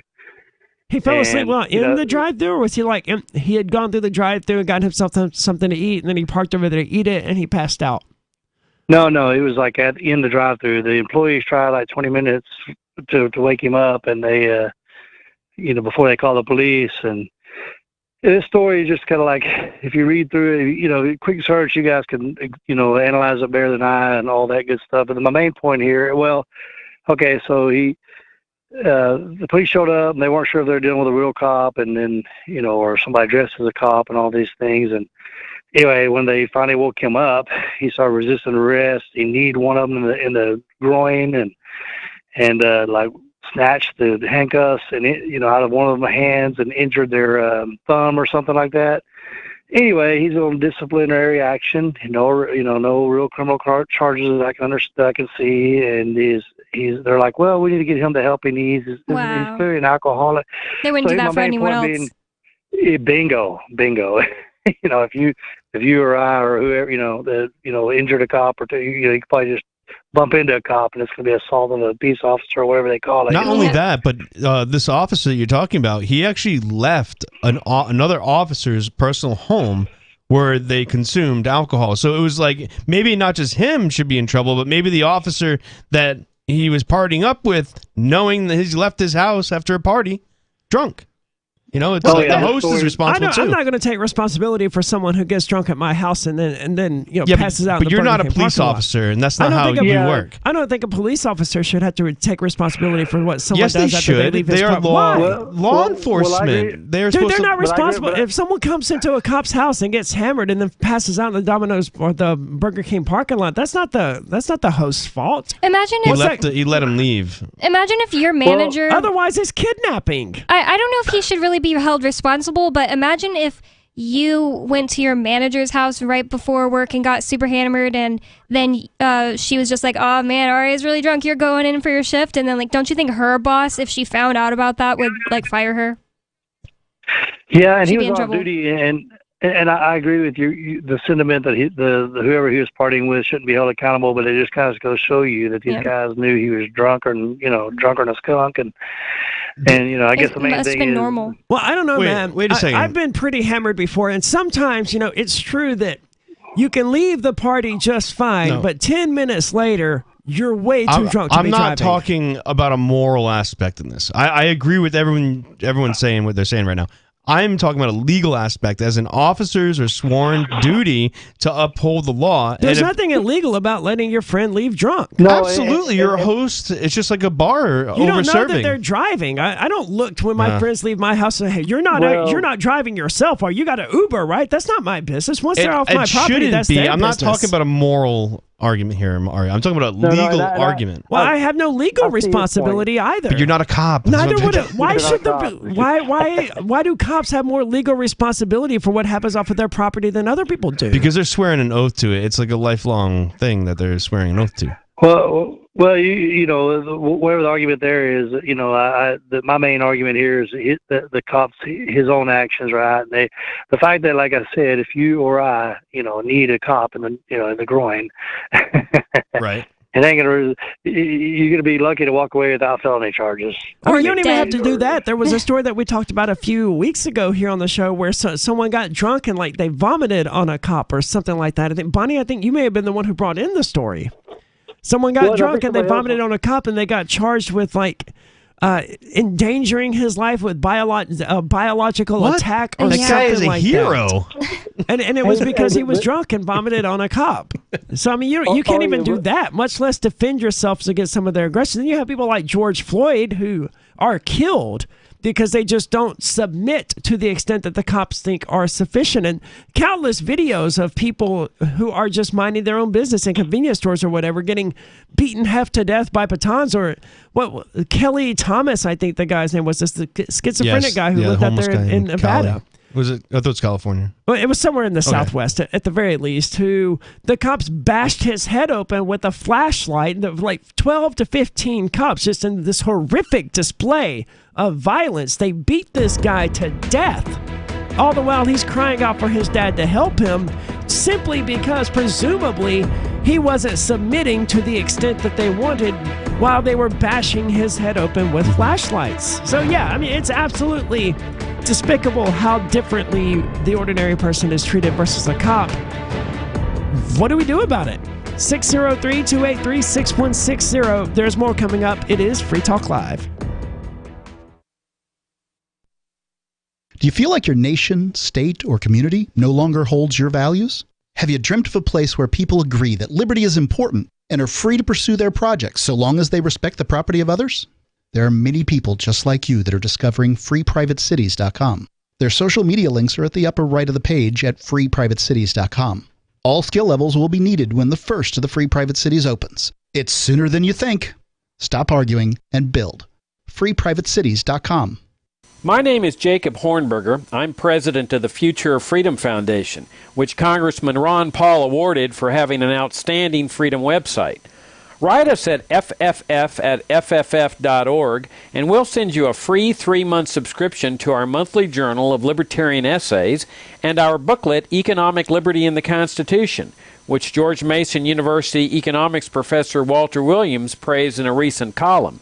That's fff@fff.org. When Monster Hunter International discovers one of Isaac Newton's wardstones being auctioned off, they decide to steal it and use it to destroy the Chaos God once and for all. But a mysterious thief upends their plan, and it soon becomes a race against time as something much older and infinitely more evil awakens in the jungles of South America. Monster Hunter Bloodlines by New York Times bestselling author Larry Correia and Baen Books. Visit monsterhunternation.com for more. I'm a little obsessed with My Magic Mud. Several years ago, I met Jessica Armand, the founder and CEO of My Magic Mud, and I didn't even know my teeth were coffee stained. A week's worth of use convinced me, and now I use it every 3 or 4 days. It's clinically proven to whiten teeth, and I think it cleans better, too. My Magic Mud's available at most local health food stores, Sprouts, Natural Grocers, CVS, Walmart's Natural Beauty Aisle, but I can get it for you for 20% off with coupon code FTL20 at mymagicmud.com. FTL20 mymagicmud.com.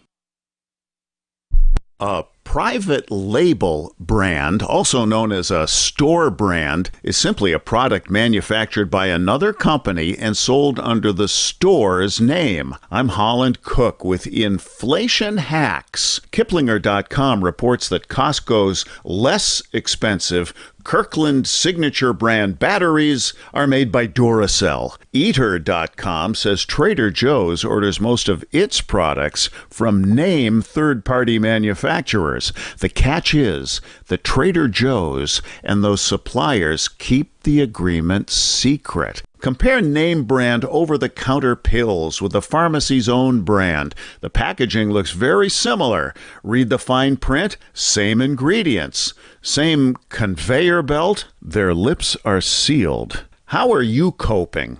Post your inflation hacks at andyoucanquoteme.com. What if you want to hear the latest episode of Free Talk Live, but all you have is your phone, you forgot to download our archive, and you have no data connection? You can call our Listen line at 641-793-0191. That's a long-distance number, so you may incur charges. If not, listen as long as you want. 641-793-0191. The Free Talk Live Listen line, 641-793-0191. There are basically 2 types of advertising, direct response and branding. Radio's great for direct response with its low cost to listener ratio, but audio can't be beat for branding, which is a longer-term endeavor. You want to be the first thing that someone thinks of when they think about your product or service. If you have a local business that you want kept top of mind in your community, call the station. If you need national reach, Free Talk Live's got around 200 radio stations, millions of monthly listening sessions, can suit all budgets, and if we don't think we're right for you, we'll tell you. Email me, mark@freetalklive.com. You can stick it to the man and big tech. Join our FTL social mastodon at social.freetalklive.com.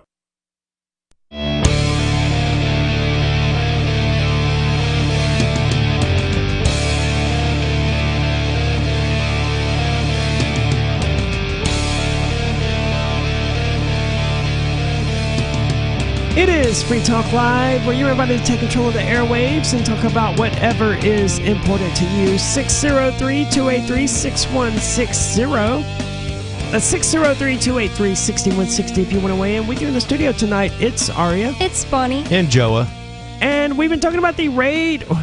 See, they use the terminology and then it becomes infectious, and I begin using that terminology. The search at the Mar-a-Lago place. Well, why is it you don't want to use raid? Because I have a different way of looking at it, I think. Apparently the FBI came out and because said... a raid is a violent thing.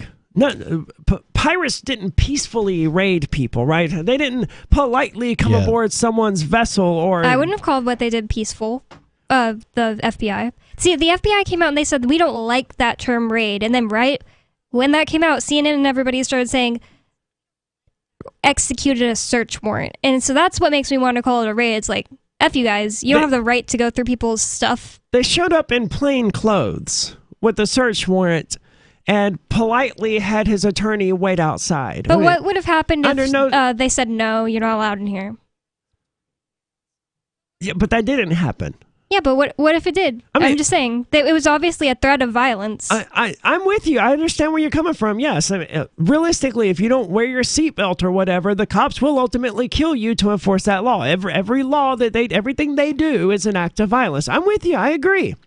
That said, to use the same word to characterize what happened to Mar-a-Lago, where Trump wasn't even at, as the word where they bashed in windows and broke doors here and at my house, to use the same word to describe both of those situations is the equivalent of these leftists out there on the internet who decide that, I was drunk when I consented to have sex with that person. I was raped, wasn't I? To me, that's the equivalent. It's using a word grossly out of context to describe a situation that isn't nearly as bad as what the word should actually convey. Well, they can use any euphemism they want, but we all are visualizing what happened and like what the government does on a daily basis, which is threaten people to get their way. I mean, also 100% true.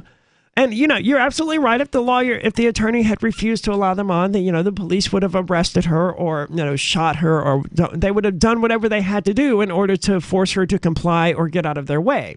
I don't think they would have ever gone to that level, though, because of the sensitivity of where it is and all that. Oh, if she had refused to submit, they would have arrested her at least. And if she had refused to cooperate, if she had resisted the arrest, they absolutely would have killed her. Sure.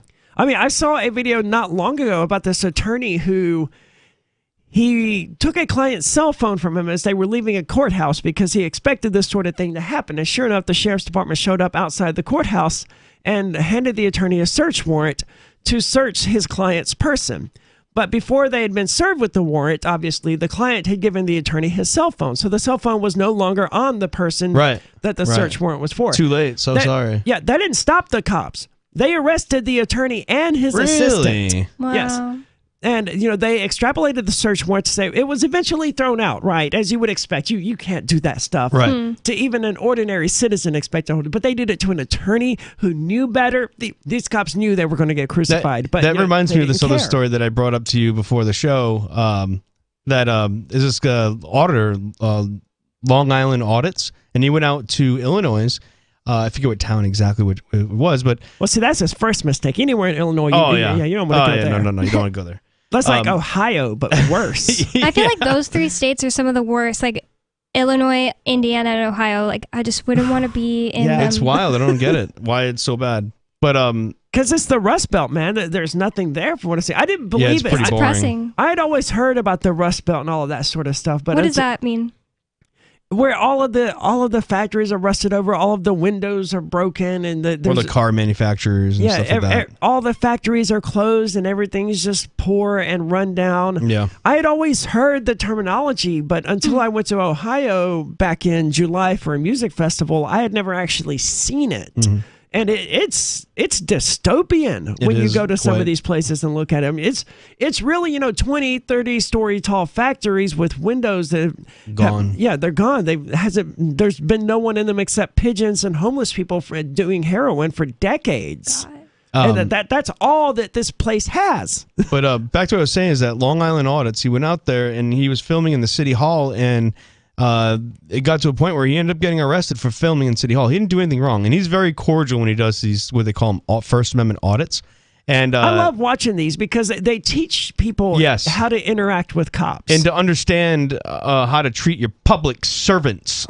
That's what they are, public servants. To me, that's not the important thing. It is, because... It's one of the important things. We tell them what to do. They don't tell us what to do. To me, it's more important for a person to know where the lines really are. And that's a great point, too. When they're dealing with the police. And you learn that from watching these First Amendment audits. Yes, they're not allowed to go into restricted areas or, personal offices. And if they are in a personal office and they told you have to leave the personal office. But other than that, does? even... The auditor does. The auditor has to leave. but the entire public building, I encourage everyone to do this because it might be a quick lawsuit. But first, watch some videos on this so Absolutely, you get an idea of what you educate can and can't do. yourself. Cop blocking in particular is another one of these that is just tremendously informative from an educational viewpoint where, look, if that cop says, hey, you're interfering with this investigation, okay, that's your you've pushed too far, and you back away before you get arrested, right? Right. And but see, some of these they take the arrest, like Long Island Audits. Go check him out on YouTube. I don't know if he's on Odyssey, but he ended up getting arrested for filming.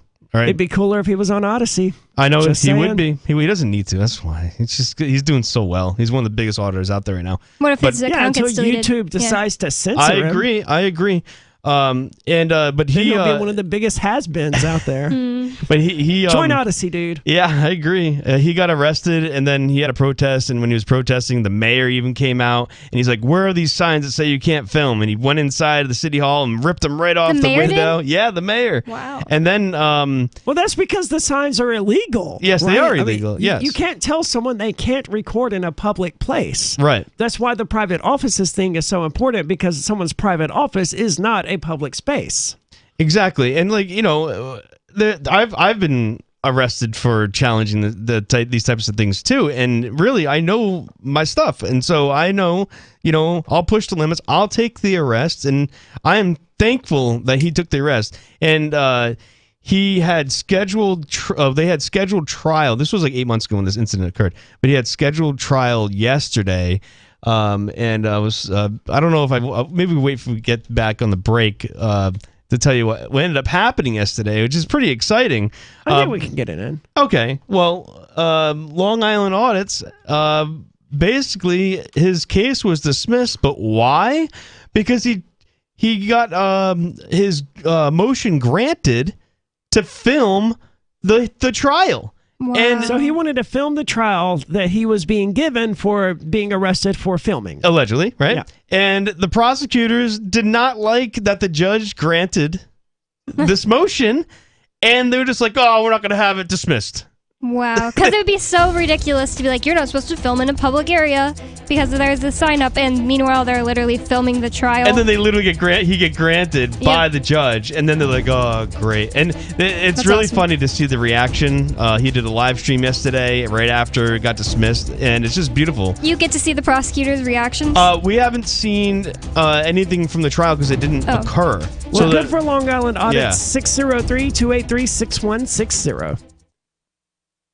Free Talk Live's video archives have been on Library for years. Library is an uncensorable, decentralized, blockchain-based media sharing protocol, and we're big fans of it here on Free Talk Live. In 2020, Library launched Odyssey, a video sharing website to compete with YouTube, and it's really taking off. Now with over 1 million channels, many of whom are disaffected YouTube creators. During YouTube's crackdown for not towing the government line on COVID, the Free Talk Live YouTube channel started receiving strikes and could be completely taken down at any moment. Thankfully, Odyssey started offering live streaming, so we're now streaming live every night and posting our video archives permanently to Odyssey. You can watch live or anytime on our Odyssey channel by visiting video.freetalklive.com. If you want to go all in, download the desktop app at lbry.com, and then every video archive you watch, you'll help seed and keep it online forever. At minimum, we ask you visit video.freetalklive.com and follow us on Odyssey today. video.freetalklive.com.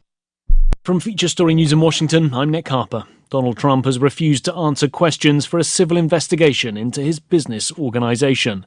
It comes just days after the former US president's home was raided by the FBI as part of a separate case, as FSN's Sarah Walton reports. At a deposition behind closed doors in New York on Wednesday, Trump pled the Fifth, using his constitutional right to refuse to answer questions that could incriminate himself. The hearing was part of a 3-year-long civil investigation into the Trump family's real estate business. 2 of his children have already given evidence. New York Attorney General Letitia James says her probe is nearing the end and has gathered substantial evidence that could support a lawsuit against Trump, his company, or both. That would further add to the former president's legal woes after his Florida home was raided by FBI officials on Monday looking for documents that shouldn't have been removed from the White House. Sarah Walton, New York. The US Justice Department has charged an Iranian operative over a plot to murder the former National Security Advisor John Bolton. The planned killing was reportedly in retaliation for a US airstrike that killed a top Iranian general. G7 foreign ministers say Russia must return control of the Zaporizhia nuclear plant to Ukraine. The G7 says Russian troops are putting the region in danger with the chance of a nuclear disaster similar to the Chernobyl meltdown. Ukraine has accused Moscow of converting the plant into a military base. US President Joe Biden's approval rating has ticked up to its highest level since June, thanks to a number of recent legislative victories. But support for the president remains muted, with the midterm elections just months away. FSN's William Denslow reports from New York.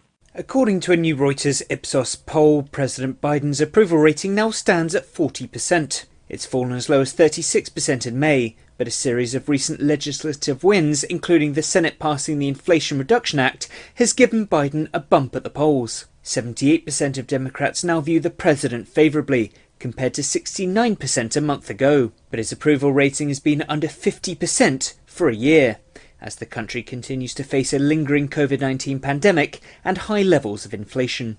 William Denslow, New York. Business and the latest US inflation figures show that consumer prices rose 8.5% year-on-year in July, a figure that was lower than expected, as FSN's Gabrielle Famy reports. It's a bigger slowdown than expected. After a 40-year high for inflation, with it reaching as much as 9.1% in June, now some relief. A fall in oil prices accounts for a large part of the cool down, as the average cost of a gallon of fuel in the US inches closer to $4 after peaking at $5 in June. Prices for food and housing, especially rent, continue to climb though, meaning inflation will likely remain high for some time. Gabrielle Famy, New York.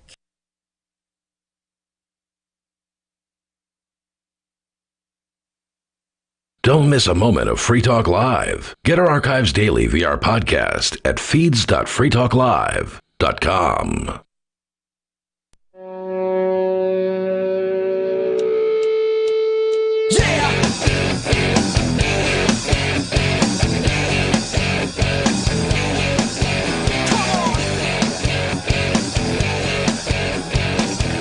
It is Free Talk Live, where you are invited to take control of the airwaves and talk about whatever is important to you. 603-283-6160 if you'd like to do that. You can miss 603-283-6160. With you tonight, it's Aria. It's Bonnie. And Joa. And as a response to this incursion at Donald Trump's property in Florida, I think Mar-a-Lago's in Florida for whatever reason, some GOP figures are suddenly calling for the FBI to be defunded, and while other Republicans are calling for agents to be arrested.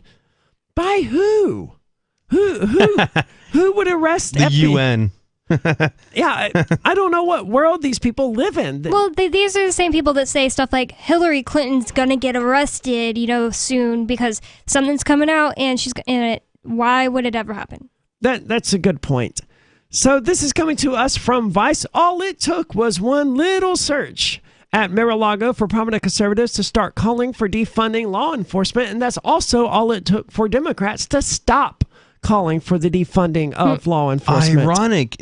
That's crazy. Yeah, I'm still totally on board with the idea of defunding and disarming the police, and I was on board with that prior to the search at Mar-a-Lago, and I continue to be on board with that idea. I was on board with that way before Black Lives Matter, and in fact, I got called racist when I first started saying, you know what, I think the police are really out of control. We need to abolish the police, and we don't need this. I would say that on Facebook and stuff, like just on my page, because I was like just going off, and I didn't know what to do. I had no one in my real life to talk about this stuff, and I got called racist for saying that we should abolish the police in 2016.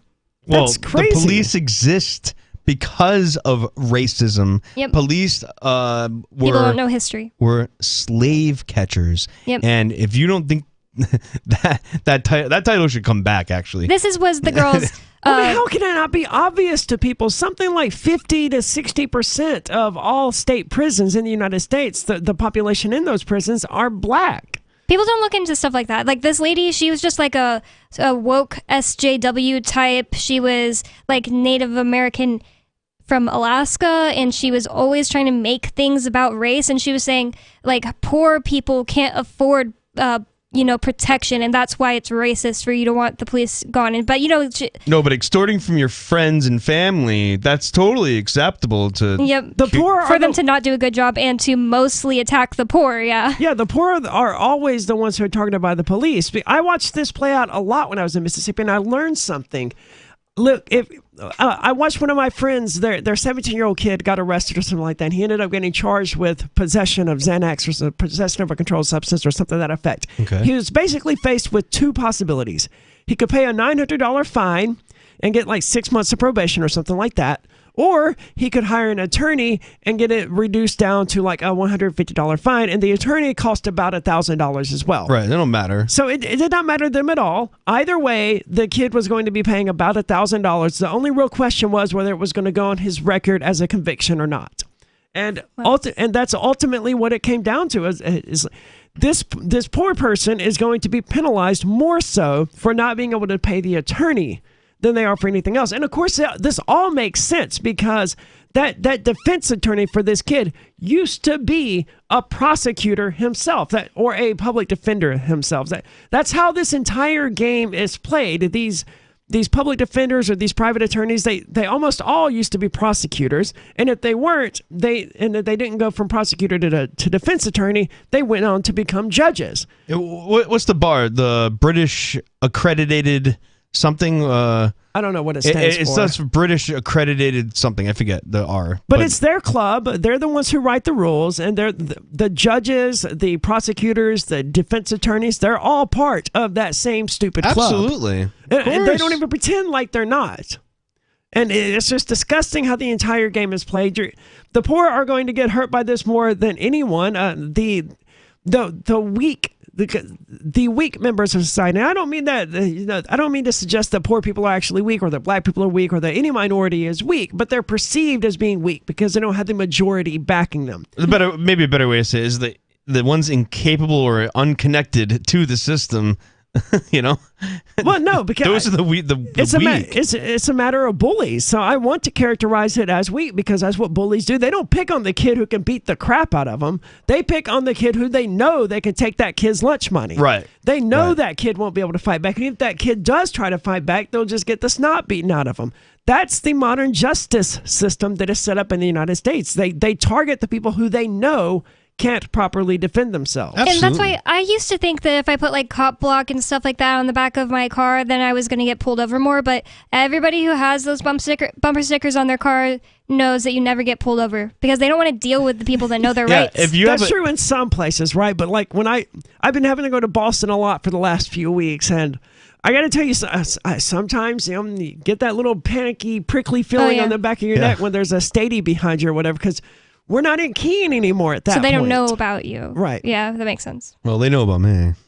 I had a Boston state trooper. I suspect they probably know about me as well. Well, they know about me. I mean, there's one state trooper. He blew a snot rocket at me once. Ew. I swear. Right near South Station at the DOT Transportation Authority. That's not COVID safe. This was before COVID. Oh. Actually, no. This was like the day COVID started. Wow. Yes, I remember because I even went to Chinatown that day. That was a lot of fun. So now the calls have been to defund the FBI, the Department of Justice, and, well, anyone who helped aid in the search of Donald Trump's Florida home Monday. And I'm totally on board with all of this. Defund all of them. Defund the entire American government. The best way of doing that is to use cryptocurrency. The search, executed by warrant signed by a federal judge, was regarding the alleged mishandling of classified documents. Trump said the FBI broke into the safe he keeps on the Palm Beach property. Now, I'm curious why the attorney couldn't have just opened it for them or whatever, but I mean, a lot has been made about it's been made into a very big deal that the FBI broke into the safe. What do they expect? That's what I keep thinking. I keep asking, why do people keep, like, I see headlines that say that, and I'm just like, do people not realize that they do that every time they do a raid and they need to get into something and nobody will open it? Yeah, they're not going to search your house for classified documents and go, oh, he's got a safe there. I guess we can't do anything about that. No, that search warrant, that little sheet of paper, it includes that safe. And they're going to get in there one way or the other.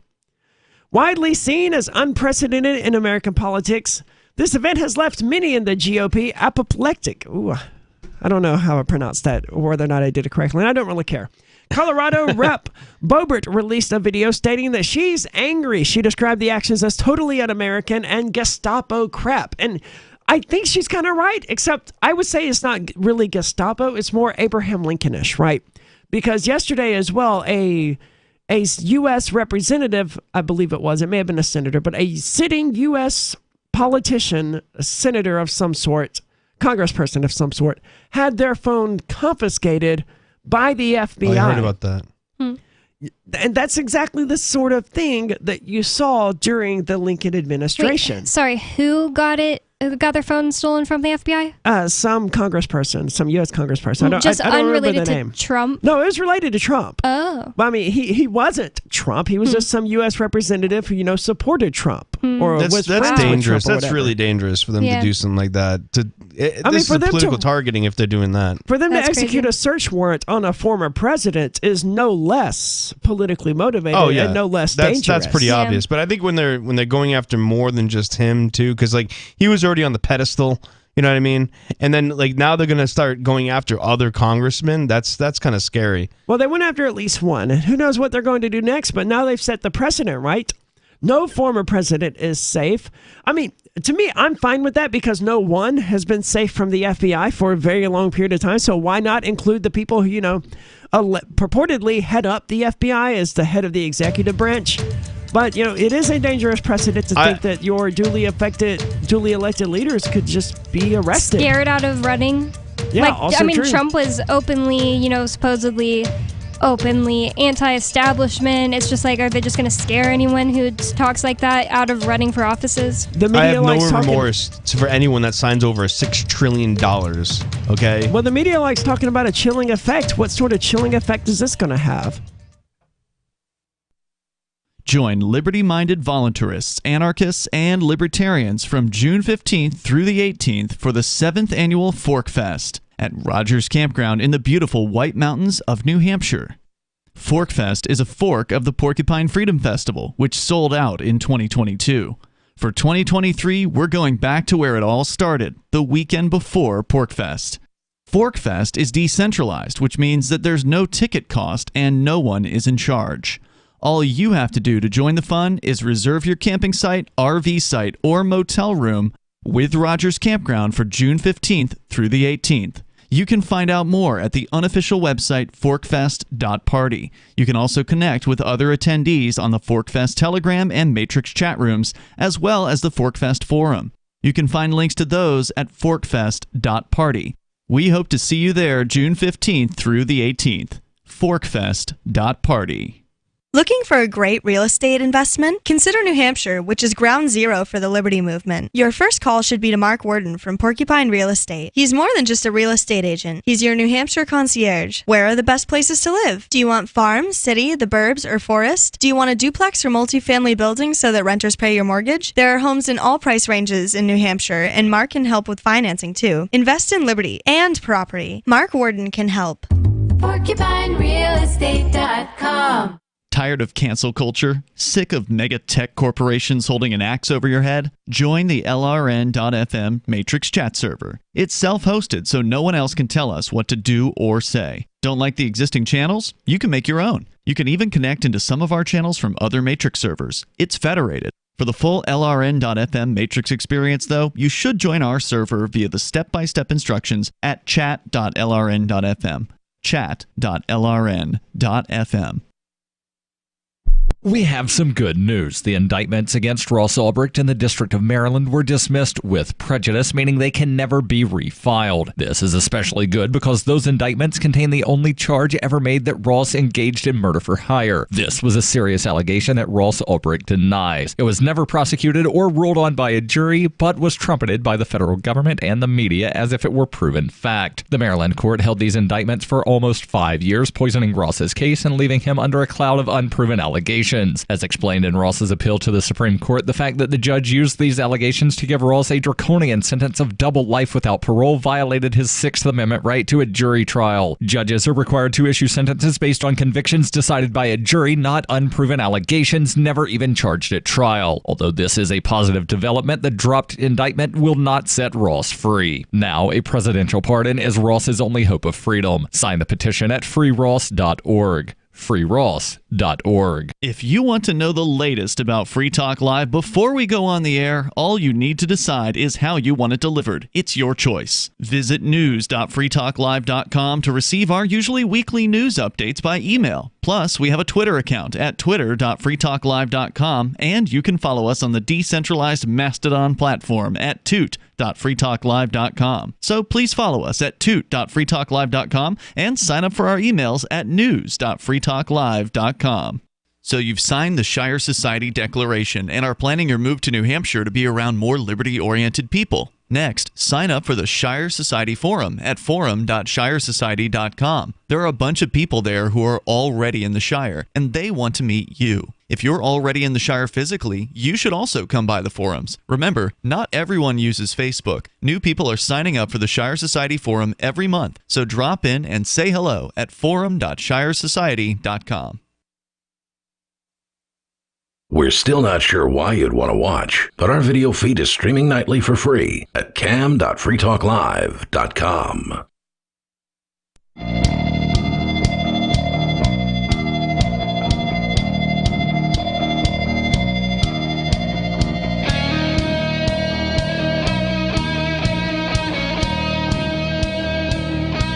It is Free Talk Live, 603-283-6160 if you want to weigh in. Again, that's 603-283-6160. With you tonight, it's Aria. It's Bonnie. And Ginger Joe. And do you think this is Gestapo crap going on in the United States? It is alarming. And look, I don't care about Donald Trump.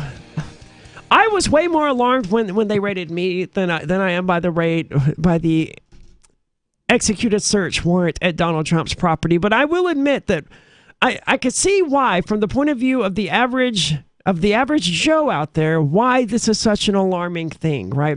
They have executed a search warrant against a president of the United States. Honestly, I felt pretty triggered by it, and I hate to be that kind of person like, oh, my PTSD is acting up. It wasn't like that. It was just like, it felt like something changed. Like, that moment has never happened in relation to the fact that my house was raided a year ago. It's like they're setting some kind of a crazy precedent. Like, this is what I tweeted. I said that the government is showing their teeth, and it was freaking me out. Like, I didn't sleep, and I know that sounds like, wow, that sounds so dramatic, way more dramatic than I want to sound, but I just kept thinking of all the implications that day. Like, first of all, one thing is, like, from now on, they could just, raid anyone that's kind of Trumpy, and then, or anyone who's actually just being like a libertarian and label them Trumpy. Everybody's going to associate raids with Trump now. You know, when I talk about like, my house got raided because my boyfriend was running a business, people are going to be like, oh, you mean like Trump? Oh, she's just like one of those. That's horrible implications. Those are excellent points. The GOP majority must defund all forms of tyranny throughout Biden's government, said Colorado Representative Lauren Boebert.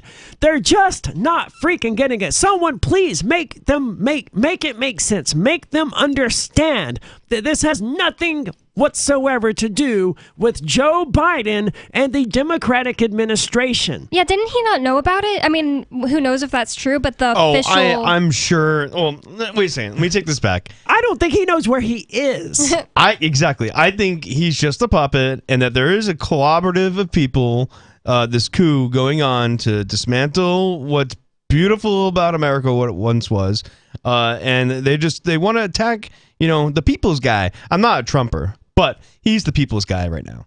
He is... I think he could have been, and he certainly presented himself as the populist candidate. For better or worse, populism was what Trump represented, and I don't like that he was the popular candidate with some of his messaging issues. Right. I think he won 2020. I believe that... 2020 was the most recent one? Yeah. I don't care if, I mean, the whole game is rigged. That's what I never understood about the election. They're like, the election was rigged. I'm like, well, yeah, duh. They selected 2 candidates for you to choose from. It was rigged before you ever even voted. You, little person voting, were never going to win this thing. You know, even if, when I ran for sheriff, one of the most alarming results that came about is that the town of Westmoreland here in Cheshire County had 7,000 votes for my opponent, Eli Rivera. Westmoreland has a population of less than 2,000 people. Right. I was going to say, I don't remember there being that many people in Westmoreland. And this is recorded in the official New Hampshire State House book of, votes and tallies and all of that Westmoreland, 7,710 people. Was this ever looked into? Voted. No one cares. I do. I cared as well. But 7,710 people voted for Eli Rivera. Wow. More than 3 times the population of Westmoreland voted for this one particular candidate. Was this before or this is probably this was after the prison that was there. This is the prisoners didn't vote. 2020 election. No, and it wasn't voter fraud or anything like that. It was a mistake. It was an honest clerical error. Okay. Someone accidentally hit the 7 twice and it was supposed to be 710, or they hit the 0 on accident. It was supposed to be 771. I don't know which one of these it was, but there was no one there to check that. There was no one at any level of government to say, Nobody wait a minute. lives in the town anyway, so who's checking it? There's no one. Well, they don't even have cops. The clerk is checking it. The person who tallies all of this and sends it off to the state house, that's the person who checks it. And if she makes a mistake, there's no one there, right? That just becomes public record. And that just happened to happen in this one little election, in this one little town, in this one little county, in this one little state over here. Now multiply that by all 12 counties in New Hampshire. Absolutely. And then all 50 states and all of the tens of thousands of counties throughout the United States, each one of which has a clerk who could accidentally hit a number twice or accidentally add a 0, and no one is ever going to catch it. And these are types of people who don't know how to use computers. Oh, I mean, they clearly do, because, she successfully sent over the results, right? But these are also the type of people, I've been trained on a 10-key calculator, and, once you get into that habit of it, you're probably not going to catch it if you make just one mistake out of 10,000. Or I don't know exactly how these people submit the data, but they can make mistakes, and there's no one there to catch it. And they're like, oh, well, this is fraudulent. Well, yeah, duh. There's too much human error in here. There's tens of thousands of human beings, each one of which can make a mistake, and no one making sure that no one's making mistakes. Well, my point of saying that I think that Trump won 2020 is not that I think it's the only time that it's ever been fraudulent. It's probably been fraudulent since America started. I don't even care, because I'm not a part of that crap. But I didn't even vote in 2020. But I'll vote for New Hampshire, but not president. No, okay. I wasn't even registered. I never registered the whole time I lived in Texas. I never knew who was mayor of Texas or San Antonio, anything like that. I thought you had been here longer than that, but okay. I for some reason, I thought you were here during 2020. I was here knocking on doors, but I lived in Texas, so I couldn't vote in New Hampshire. That's right. It was December of 2020 that I first met you, around quarantine, I think. Yeah. But one thing I will say is one reason that, even if he's the people's person and people are kind of freaked out by this, I'm freaked out by it too, but I don't think I'm freaked out in the same way, because a lot of people don't realize that Trump not only appointed the guy who's head of the FBI now who raided his house, but Trump was out there saying while he was president, raid the houses, do due process second. You're right. He did say that. And then you know what they get? You get people shooting back at warrant no-knock raids. I think it was in Texas that happened. I think it was Houston. Getting killed? Yeah, it was a no-knock raid. But it was a big story because these people, obviously they got killed. This husband and wife over, I think it was weed or something. Wow. Yeah, but it was a no-knock raid. And Sounds like Texas. Yeah, that's Texas. So fringe right Representative Marjorie Taylor Greene, unsurprisingly, also got in on the action. She tweeted an upside-down American flag. Oh, Presumably, wow. she stole it from System of a Down.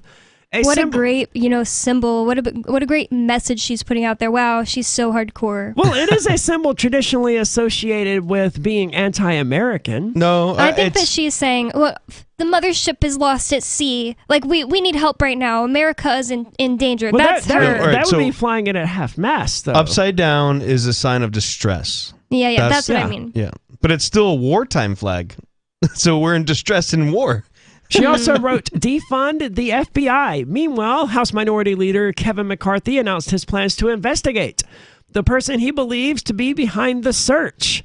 You know what's the difference, though? Would she have posted some stuff, any of that type of stuff, if, like, Obama suddenly got raided and they said, oh, well, when Obama left the White House, he took these boxes and we've been looking into it and now we're raiding his house? No, I don't think she would have. These lunatics spent 4 years screaming, arrest Hillary. They wanted to do exactly this to Hillary Clinton. They couldn't even figure out what the $65,000 worth of hot dogs was that got delivered to the White House. To Obama.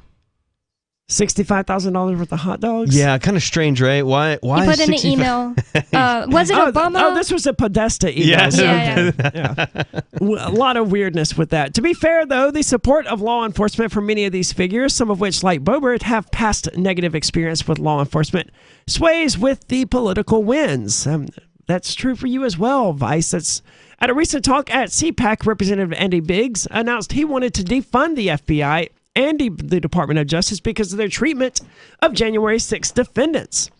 Yeah. He also got into the fun on Monday, tweeting, the only thing missing from the unprecedented FBI raid at President Trump's home is Gaddafi sunglasses and cap on Joe Biden. Or like the blunt in the backwards cap. What do they do with the chain? And it's like, thug life.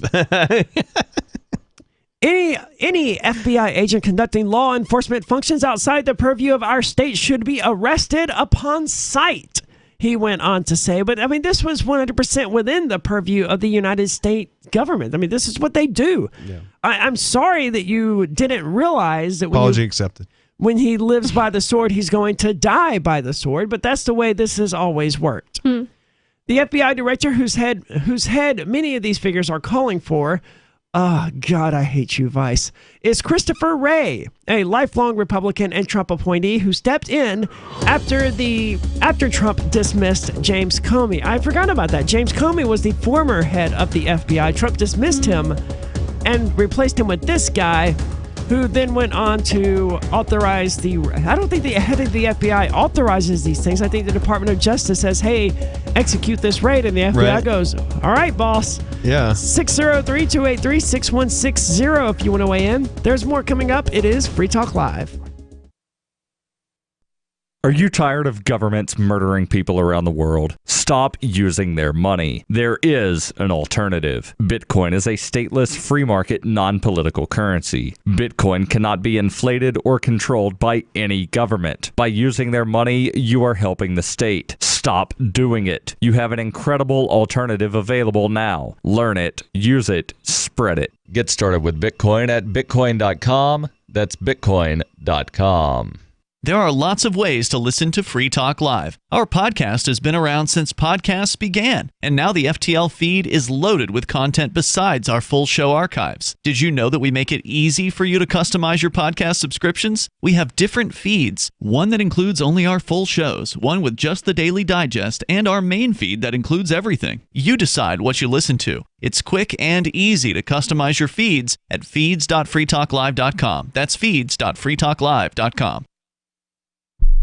The new 4th edition of Healing Our World, The Compassion of Libertarianism, will take your understanding of liberty to a deeper level and has over 1,300 updated references, new cartoons, and a foreword by Dr. Ron Paul. With discounts for multiple book purchases, the 4th edition of Healing Our World is a great gift for the liberals, pragmatists, environmentalists, and Christians in your life who think libertarianism is cold-hearted. Get yours today at healing.freetalklive.com and use promo code FTL for a $5 discount.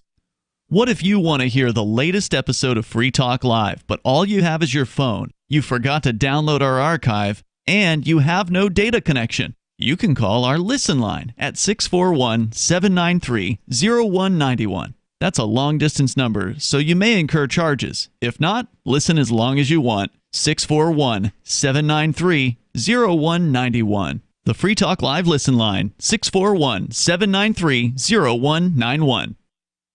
You're listening to the live edition of Free Talk Live. Hour number 3 is next after the news here on the Liberty Radio Network at LRN.FM. From Feature Story News in Washington, I'm Nick Harper. Donald Trump has refused to answer questions for a civil investigation into his business organisation. It comes just days after the former US president's home was raided by the FBI as part of a separate case, as FSN's Sarah Walton reports. At a deposition behind closed doors in New York on Wednesday, Trump pled the Fifth, using his constitutional right to refuse to answer questions that could incriminate himself. The hearing was part of a 3-year-long civil investigation into the Trump family's real estate business. 2 of his children have already given evidence. New York Attorney General Letitia James says her probe is nearing the end and has gathered substantial evidence that could support a lawsuit against Trump, his company, or both. That would further add to the former president's legal woes after his Florida home was raided by FBI officials on Monday looking for documents that shouldn't have been removed from the White House. Sarah Walton, New York. The US Justice Department has charged an Iranian operative over a plot to murder the former National Security Advisor John Bolton. The planned killing was reportedly in retaliation for a US airstrike that killed a top Iranian general. G7 foreign ministers say Russia must return control of the Zaporizhzhia nuclear plant to Ukraine. The G7 says Russian troops are putting the region in danger with the chance of a nuclear disaster similar to the Chernobyl meltdown. Ukraine has accused Moscow of converting the plant into a military base. US President Joe Biden's approval rating has ticked up to its highest level since June, thanks to a number of recent legislative victories. But support for the president remains muted, with the midterm elections just months away. FSN's William Denslow reports from New York. According to a new Reuters Ipsos poll, President Biden's approval rating now stands at 40%. It's fallen as low as 36% in May, but a series of recent legislative wins, including the Senate passing the Inflation Reduction Act, has given Biden a bump at the polls. 78% of Democrats now view the president favourably, compared to 69% a month ago. But his approval rating has been under 50% for a year, as the country continues to face a lingering COVID-19 pandemic and high levels of inflation. William Denslow, New York. Business and the latest US inflation figures show that consumer prices rose 8.5% year-on-year in July, a figure that was lower than expected, as FSN's Gabrielle Fahmy reports. It's a bigger slowdown than expected. After a 40-year high for inflation, with it reaching as much as 9.1% in June, now some relief. A fall in oil prices accounts for a large part of the cool down, as the average cost of a gallon of fuel in the US inches closer to $4 after peaking at $5 in June. Prices for food and housing, especially rent, continue to climb though, meaning inflation will likely remain high for some time. Gabrielle Fahmy, New York. From Bureaus Worldwide, this is FSN. With FSN Spotlight, I'm Simon Marks. France is facing its 4th heat wave of the year and the worst drought on record as temperatures top 40 degrees Celsius in the south. That's 104 degrees Fahrenheit. The National Weather Agency is warning that record-breaking temperatures are expected to spread across the country in the days ahead. In some regions, trucks are now delivering drinking water to households after pipes dried up. The government says that more than 100 municipalities nationwide are affected. Reporter Peter Allen is sweltering in Paris. The drought is very, very serious indeed. Rivers are emptying out, water supplies are being cut, and as you say, trucks are having to deliver drinking water you can use around the house, and it's getting worse. It's close to 40 degrees down south. Here in Paris today, about 36, 37, with higher temperatures forecast for later in the week. So it really is a very serious situation. Earlier in the summer, northern France recorded record high temperatures of 42 Celsius, that's 107 degrees Fahrenheit. The weather is making it more difficult for authorities to combat wildfires near the Alps in the east of the country. Homes have already been evacuated because of the blazes, and the country is in for at least 2 more weeks of this, with some forecasters suggesting the drought will drag into September. With FSN Spotlight, I'm Simon Marks.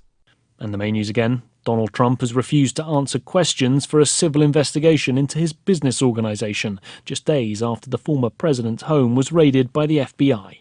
The US Justice Department has charged an Iranian operative with a plot to murder the former National Security Advisor John Bolton, and G7 foreign ministers say Russia must return control of the Zaporizhzhia nuclear plant to Ukraine. That's Feature Story News, Nick Harper reporting.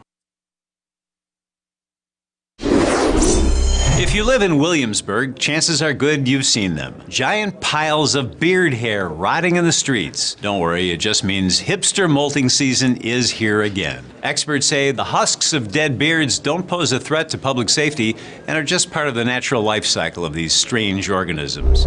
Once a year, all at the same time, every 20-something urban male sheds his ironic beard to make room for larger, more fanciful facial hair. They need the beards. They're a tough exoskeleton that protects these young people from the non-whimsical realities of life. The U.S. Fish and Wildlife Service says it's the largest molting season on record. In Brooklyn, sanitation crews are working overtime to clean up the loose whiskers the exuviating males have left behind. The affected youth's molting season comes right before their mating season, when the males use their lush beards to impress the local hordes of burlesque females. This is the Onion News Network.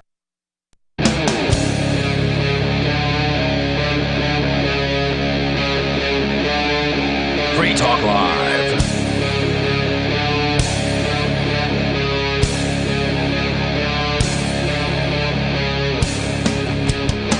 It is Free Talk Live with Aria, Bonnie, and Joa, and you are invited to join us. 603-283-6160 if you would like to weigh in.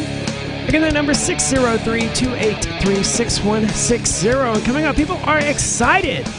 The Porcupine Freedom Festival already selling tickets. People are already booking their sites. And Fork Fest, the Free Talk Live crew, we've already booked our site for the Porcupine Freedom Festival and for Fork Fest, which this year is taking place before the Porcupine Freedom Festival. So rather than afterwards, come up early for June the 15th through June the 18th. That's the Fork Fest of 2023, the 6th annual or 7th annual. I'm not exactly sure off the top of my head. 7th annual Fork Fest. So come hang out with us June the 15th through June the 18th at Rogers Campground, the beautiful White Mountains of New Hampshire. It's going to be a great time. But until then, you can call us, talk to us about whatever you want. 603-283-6160. Bonnie, you brought in a story. Now, we knew this was inevitable, right? The whole contact... I don't even know where to even begin with why this story was so predictable. Contact tracing became a thing during COVID-19, and it was, we're just trying to track people to keep track of, infectious diseases spreading and stuff like that. And then the geofencing location warrants came out where Google was providing a bunch of pseudo-anonymous data to law enforcement agents to pin down who might have been in this area when a crime was committed. We all knew.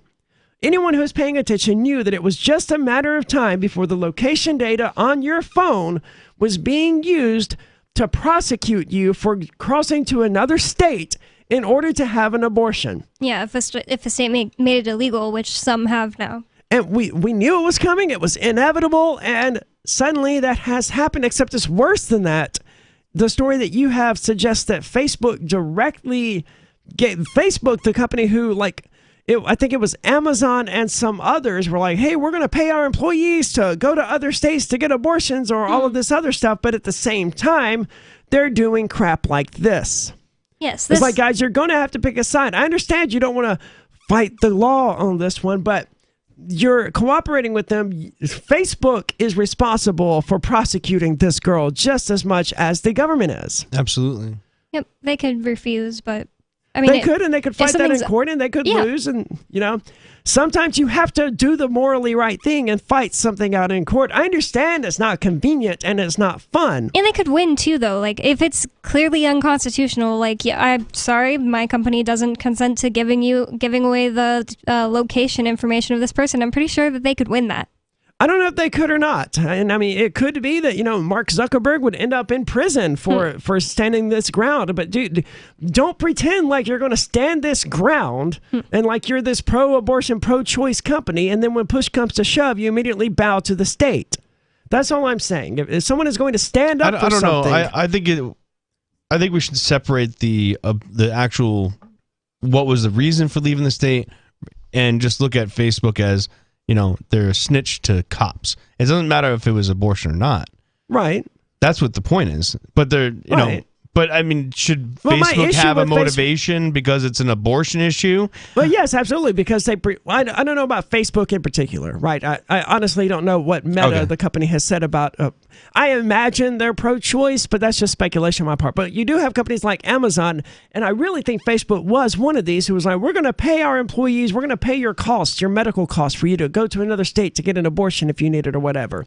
So I think they're the ones who came out to be on the side of pro-choice. Okay. And then they turn around and give people's location data I or understand whatever that. to that's the government. but the location data is the problem here. Not so much, I don't know if they even knew it was about abortion or not. If they That's knew a it was fair about point. abortion, then they're breaking, maybe their principle there. But I That's think a fair point. Yeah. I mean, Facebook shouldn't be required or expect. I mean, they shouldn't have this data in the first place, right? Obviously, I don't And know. They shouldn't be I think willing whenever you download any app, and as soon as you open it, it asks you, "Would you like to share your location?" And with most apps, you can't even say no. Well, then you don't open the app. There are apps that. Well, yeah. I mean, if you don't want a usable phone, certainly that's an approach. Well, there's some things that pop up nowadays where it says you can either say accept or ask app not to track, which you don't get an option of no. You get ask app not to Right. track or allow. In which case, as he said, your only options are to uninstall the app and not use it. Sounds nice to me. Actually, I don't have any apps on my phone that track unless it's like, the maps and stuff like that, but that's only If I need to, consenting to that. And I have all the Google location devicing turned off. So like they're not tracking me. Like you can go and look up. And if anyone's listening right now and you didn't know about this, go into your Google settings and look at your location history. You're going to be like, oh my God, they were following me everywhere I've ever been. Oh, it's way worse than just location. I mean, it's got all of your Google searches going back for decades. Oh, yeah. Every time you looked up porn or whatever, Google made a note of that. But you can delete all that too. You I mean, can, I don't know but if you it's gotta know actually it's there. permanently deleted, but You got to know it's there, though. Most people don't even Yes. know it's there. But yeah, no, they don't. I don't remember why, but suddenly I started getting monthly reports from Google about, hey, these are all the places that you visited. I was like, oh no, we're putting a stop to this. Wow. It was alarming. They're like, you've traveled this many miles and went to this many It's cities. weird. I'm like, dude, It's weird. I don't want you to have this information. That's really weird. I've never seen that.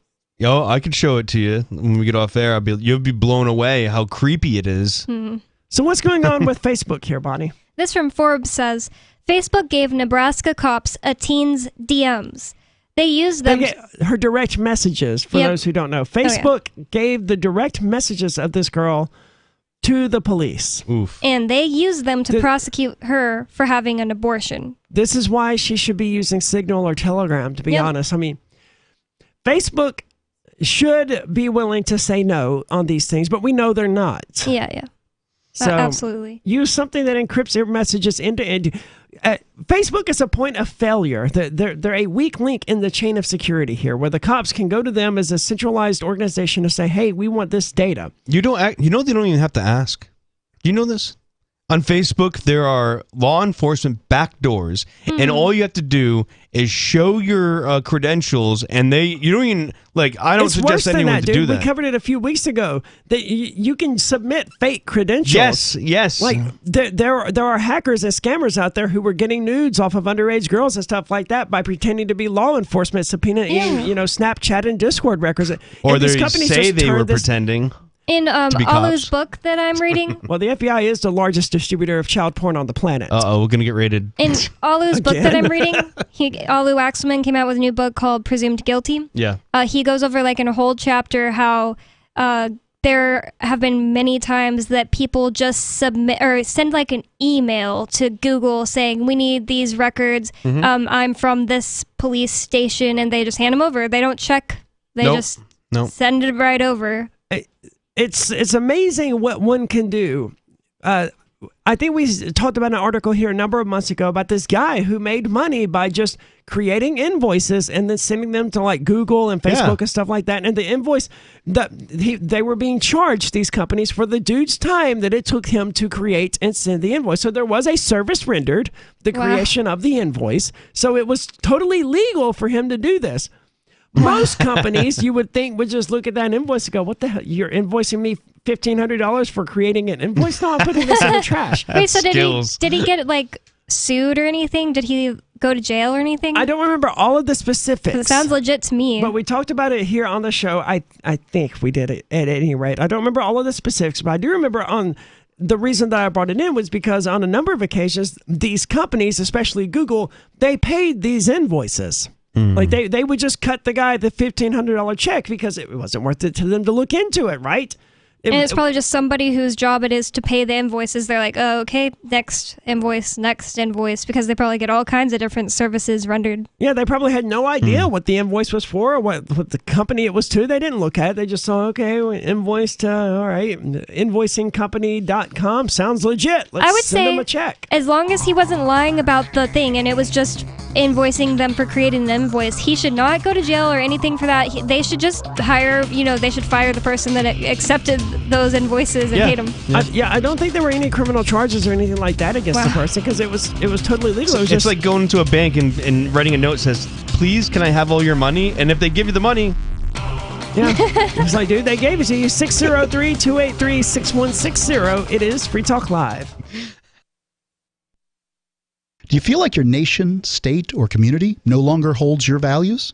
Have you dreamt of a place where people agree that liberty is important and are free to pursue their projects so long as they respect the property of others? There are many people just like you that are discovering freeprivatecities.com.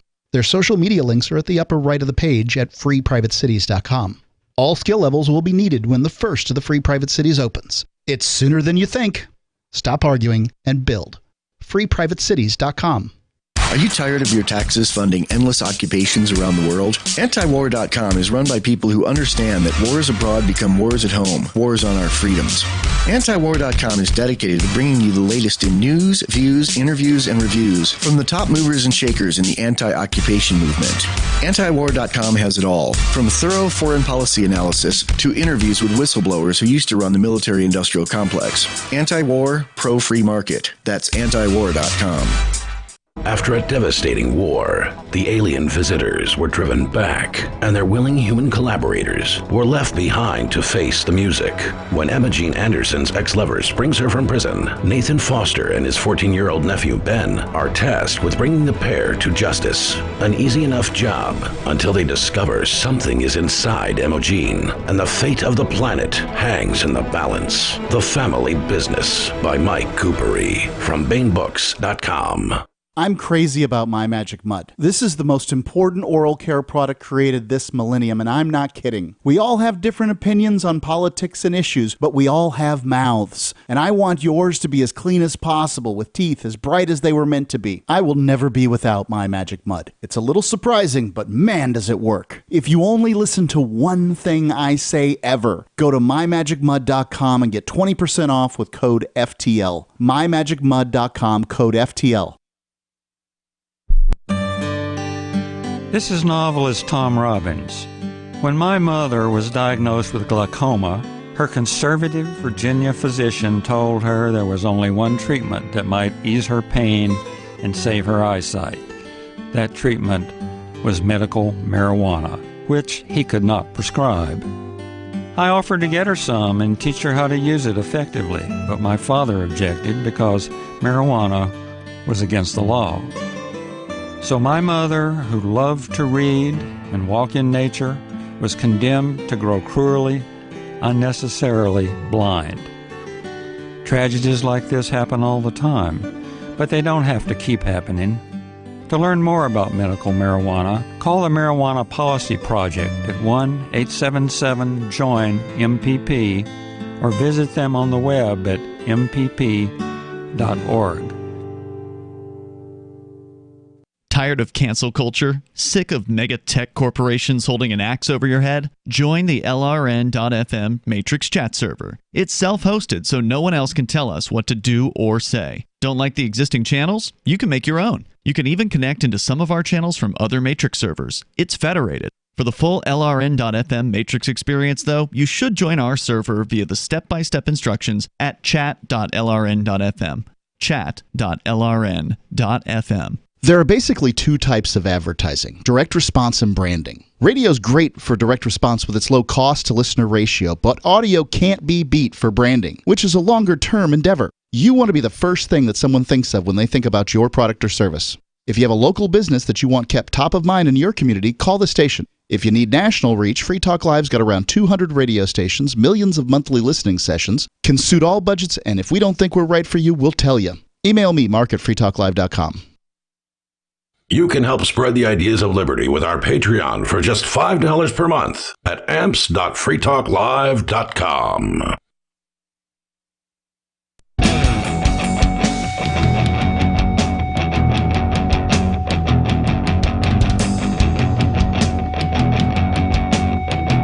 It is Free Talk Live, and you're invited to take control of the airwaves. Talk about whatever is on your mind, whatever's important to you. 603-283-6160.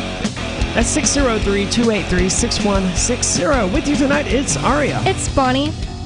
Oh, Joe, sorry about that. Oh, it's I don't know okay. how I I'm managed back. to miss the middle button. That's amazing. But anyway, I want to say thank you to Dennis W., who is tonight's amplifier. This means that Dennis is a member of the AMPS program. You can find it at amps.freetalklive.com. It stands for Advertise, Market, Promote, and Support. So if you value Free Talk Live, if you like us being on close to 200 radio stations now, and I think some more were added a few months ago. I don't remember now because it's been a while and I don't track these things very closely. I would, but I'm not very good at my job. Other people are, though, and the AMPS program helps them do their jobs. amps.freetalklive.com. Help advertise, market, promote, and support the show. That's amps.freetalklive.com. It only takes $5 per month. That gets you in. And you get a number of cool little features, like there's an AMP-only Facebook group, and there's an AMP-only version of the podcast. But really, the reason you should join is because you like the show and you want to help show your support. So thank you so much, Dennis, who's a platinum level amplifier, which means that Dennis is giving $25 per month to the AMPS program. All it takes is $5 per month, though. Dennis is just going above and beyond, and thank you so much for that, Dennis. Thank you. But let's go to the phones. We have everyone's favorite caller, Sarah, on the line from New Mexico. Sarah, my favorite. Are you going to wish death upon innocent people again tonight? Well, no, not really, but... Well, that's good. Why? Have you changed your mind from what you said last night? Well, no. I mean, there's going to be always problems in life, but the real criminals that murder people, if they're afraid, that will keep people from murdering people. Has that worked yet? So the murder rate, we probably killed at the most maybe 20, 30 people. Who's when we? We had execution. Sarah? Because I haven't killed anyone. No, but I mean... You and Richard? So now... But anyways... Are you the Zodiac Killer? No, but I want to know why am I a celebrity? Why am I everyone's favorite? I don't know. When did I become such a... You have fans, honestly. Yeah, honestly, you do. You're not on YouTube. You're not on the internet, so you don't see it. Yeah. But I mean, you do. You have fans on the YouTube and the Twitch chats in particular. The people who comment, they say that we are not nice to Sarah. We need to give Sarah a chance. And whenever you call, they go, "Yay, Sarah! Sarah's the best." They look forward to your calls. They absolutely do. But Sarah, I just want to back up this whole conversation again to this murder thing that we're talking about, right? Because you said this last night, and I just want to make everyone abundantly clear. I want to make sure there's no confusion whatsoever. You acknowledge that that innocent people are wrongfully convicted occasionally, right? Right. But if you have a death penalty, then some people are going to be wrongfully put to death sometimes, right?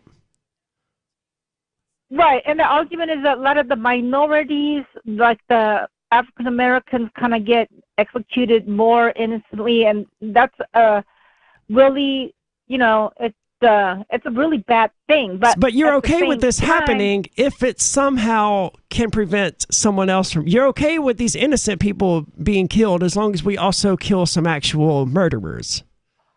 Right. That's good God! I can't believe you said right to that. That is the definition of a psychopath. Psychopaths don't care who gets hurt that doesn't deserve it as long as they get their way. And in Sarah's world, the type of person that deserves to die is like someone who speeds or smokes cigarettes in public. I was gonna say the only time I really enjoy listening to Sarah is when I'm drag racing through the streets while smoking menthols. To be fair to Sarah on this point, if I remember correctly, the only reason you say right to that is because you believe that some portion of people out there will not commit the act of murder because they're afraid of being put to death. Is that correct?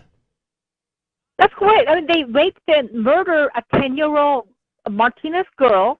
that guy, he says, I want my lighter sentence because I was wearing ankle bracelet for a year. He would have gotten the death penalty. In fact, the last guy that we executed was a girl that raped and killed a 9-year-old girl 30 years ago. But he was the one that got picked out. So this guy has no remorse at all. You know, he wants to get lighter sentence. He would not have even done this if there was a thought that he could have gotten executed. Now all he's going to do is life in prison. You know what would have been better if none of this happened and there was a thought in his mind that he might get executed because that 9-year-old girl was holding a gun. I mean, was this guy apathetic to the ideas of a civil society that if you kill someone, especially a kid, that there would be retaliatory action against you? Because this is absurd, you know, to think that someone would commit such a crime. We had a death penalty. He would have thought twice about it. If he raped and killed a 10-year-old girl, he could have been executed. He could be the lucky one. I don't think that most people who are at the level of psychopath where they're going to rape and kill a 9-year-old girl, I don't think that they're thinking, what could be the worst I'll get in prison for this? Like, how many years, or could I do life for this? I think that they're completely past that. They're out of society. They're not thinking in the way that Sarah thinks. They're not thinking in the way that I am thinking. They're just completely out of their minds, and they really don't care what could happen to them. They obviously hate themselves. But I called in today about, my thing is that I'm actually quite surprised that APD called me back. Who? And they're actually the Albuquerque Police Department, Okay. APD. Okay. Okay, they actually told me that they're working with attorneys to write up a city bill that supersedes the state statute. Why would they call you on this? You a rep? No, because I am the one that requested these speeding cameras put on the state highways going through our city. Because right now the state statute do not include these words, the language. So you want the city police to override the law that says they can't do a thing? Is that right? Well, it's not that they can't do a thing. It's missing the word. Automated speed enforcement. Okay, see, well, I live in a like world where 90 if the years government is not told that they can do something, then ipso facto it means that they cannot do something. That's the world I live in. Right. Where if the Constitution doesn't say the government can do X, then it's understood that the government cannot do X. Okay, but see, the thing is that our cities can write an amendment that can supersede and override the state statute because we need that. See, that can't happen here in New Hampshire. New Hampshire is what they call a home rule state, which means that cities can only do what the state government has authorized them to do. Right, because but in our state, the city has more right over the state, as we can see. Okay? If how's our that working city out? says, well, you know what? I've been working on this for 15 years. They're finally calling back, and they say they're gonna. Only make took the them city 15 years, man. Jeez. 15 years to do it. You know what? But you know what? If you believe in something, you'll spend your whole life fighting it, and it's not a waste. You remind me of Angie Dufresne in Shawshank Redemption, writing all of those weekly letters to Congress to get the library upgraded, and then finally it happened, right? Sarah, where are you located? Arizona, right? No, Albuquerque, New Mexico. Albuquerque, Sarah? New Mexico. I hope I can see you on the road, but very split second, going very fast, speeding through red lights, smoking menthols. Okay. Sarah, thank you so much for the call tonight. I admire the diligence. She's not wrong in that note. You know, the squeaky wheel gets the grease, as they say, and, persistence does pay off. I wish that it was paying off for liberty and not authoritarianism. It is Free Talk Live. As inflation surpasses another 40-year high, the U.S. dollar continues to weaken. Savvy investors are diversifying into gold and silver, and you can also own the most stable assets in recorded history with BullionMax.com. BullionMax.com is a direct-to-consumer precious metals retailer who can help you diversify into gold and silver. It's security for your family in times of crisis. Buy direct from BullionMax.com without talking to a salesperson, and your precious metals ship fully insured directly to your home. It's fast and easy. Free Talk Live has a special offer to get you started. Get BullionMax.com Silver Starter Kit at employee pricing. Just go to bullionmax.com/FTL. This kit includes 5 ounces of the most desirable silver products, including a 2022 Silver American Eagle, a Buffalo Round, and a Buffalo Silver Bar. This offer is limited to 1 per household, so get yours now. Go to bullionmax.com/FTL. From Feature Story News in Washington, I'm Nick Harper. Donald Trump has refused to answer questions for a civil investigation into his business organization. It comes just days after the former US president's home was raided by the FBI as part of a separate case, as FSN's Sarah Walton reports. At a deposition behind closed doors in New York on Wednesday, Trump pled the Fifth, using his constitutional right to refuse to answer questions that could incriminate himself. The hearing was part of a 3-year-long civil investigation into the Trump family's real estate business. 2 of his children have already given evidence. New York Attorney General Letitia James says her probe is nearing the end and has gathered substantial evidence that could support a lawsuit against Trump, his company, or both. That would further add to the former president's legal woes after his Florida home was raided by FBI officials on Monday looking for documents that shouldn't have been removed from the White House. Sarah Walton, New York. The US Justice Department has charged an Iranian operative over a plot to murder the former National Security Advisor John Bolton. The planned killing was reportedly in retaliation for a US airstrike that killed a top Iranian general. G7 foreign ministers say Russia must return control of the Zaporizhzhia nuclear plant to Ukraine. The G7 says Russian troops are putting the region in danger with the chance of a nuclear disaster similar to the Chernobyl meltdown. Ukraine has accused Moscow of converting the plant into a military base. US President Joe Biden's approval rating has ticked up to its highest level since June, thanks to a number of recent legislative victories. But support for the president remains muted, with the midterm elections just months away. FSN's William Denslow reports from New York.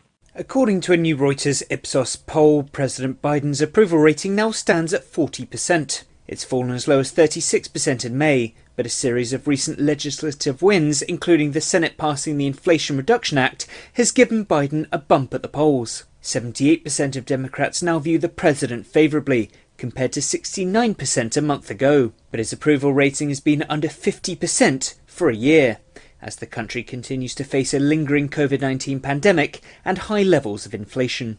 William Denslow, New York. Business and the latest US inflation figures show that consumer prices rose 8.5% year-on-year in July, a figure that was lower than expected, as FSN's Gabrielle Famy reports. It's a bigger slowdown than expected. After a 40-year high for inflation, with it reaching as much as 9.1% in June, now some relief. A fall in oil prices accounts for a large part of the cool down, as the average cost of a gallon of fuel in the US inches closer to $4 after peaking at $5 in June. Prices for food and housing, especially rent, continue to climb though, meaning inflation will likely remain high for some time. Gabrielle Famy, New York.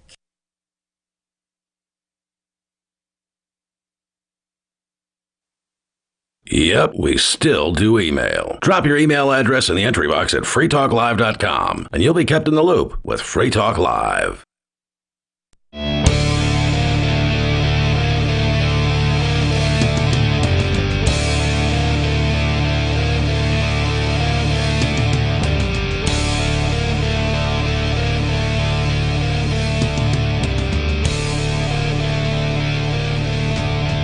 It is Free Talk Live, and you're invited to join us, 603-283-6160. That's 603-283-6160. With you tonight, it's Aria. It's Bonnie. And Joa. And the video chats are always blowing up for some reason, especially YouTube. Man, we have so many people chatting on YouTube, and I don't understand it. We put the least amount of effort into streaming to YouTube. Like, it's literally just there because it's only a click of a button. And if it's ever more than a click of a button, we go, well, screw it. We're not streaming to YouTube anymore. Because this has happened. YouTube has changed their back end streaming thing so much where we're going to have to go in nightly and update everything in order to continue streaming to YouTube. And we went, no, screw it. We're just going to stop. Yeah. And we did, because it wasn't worth it. So check us out on our Odyssey channel. That one we actually do care about. You can find it at video.freetalklive.com. That's where we're actually putting in our effort, because there we don't have to worry about being censored. We can say whatever we want, and we don't have to worry about Facebook coming along or YouTube coming along and say, hey, look, this is medical misinformation. You can't say this.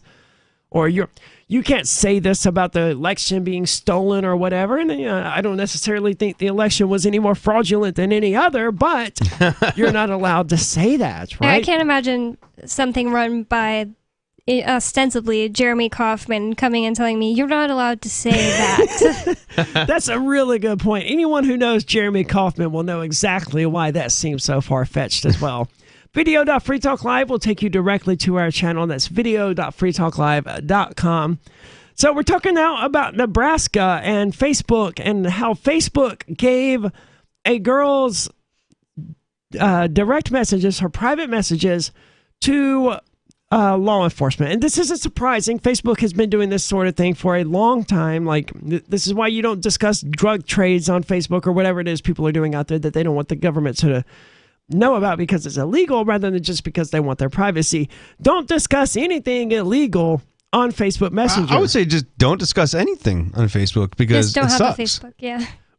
I find Facebook useful. I mean, it comes to the question of, yes, we can be purists, in our monastery talking to each other and completely segregated off from the rest of the world, or we can be out there in the streets. We've been able to communicate easily without Facebook. I think that Facebook is just the worst. Like, I think that Twitter is where I draw a line. That's only because of Matrix, though. And it was a huge fight after the raids in March last year to get any of the keen libertarians to stop using Telegram so that I could freaking communicate with them. Right. So, I mean, it's been a long road to create this situation where you and I can actually communicate. I just mean, even to a normie, Facebook sucks. Facebook is so lame. That's mainly what I'm saying. Facebook is terrible. You're right. I mean, like, it's the worst of the social media platforms. So it's not because of censorship or anything like that. It's where boomers go. It's so lame. It's so filled with boomer crap that I feel like even if I was posting like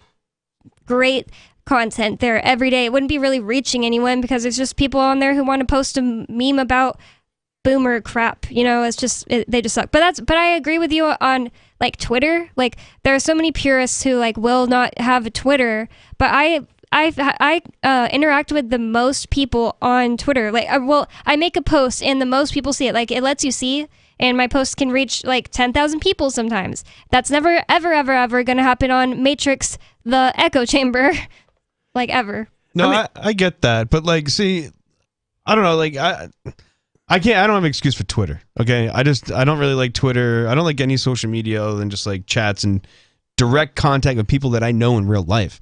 If I don't know you in real life, I'm probably not talking to you. That's just how it goes. So, I mean, that's my say on it. I think all social media is trash.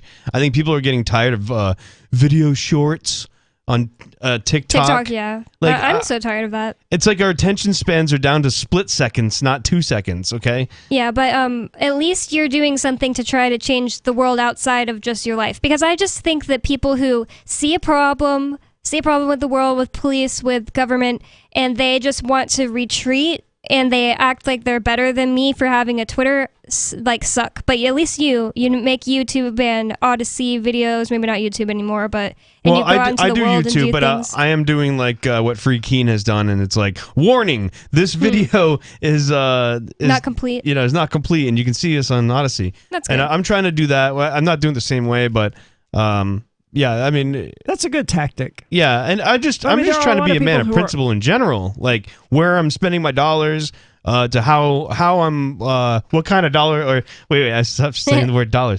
What kind of value I'm getting in return from some sort of trade or barter or service, So that's like, I'm trying to practice it on every whim. It's not just like Facebook, I certainly miss Facebook Marketplace, because I feel like it is still like a really localized way of trading things, but it requires you to have a Facebook account. I don't want a Facebook account.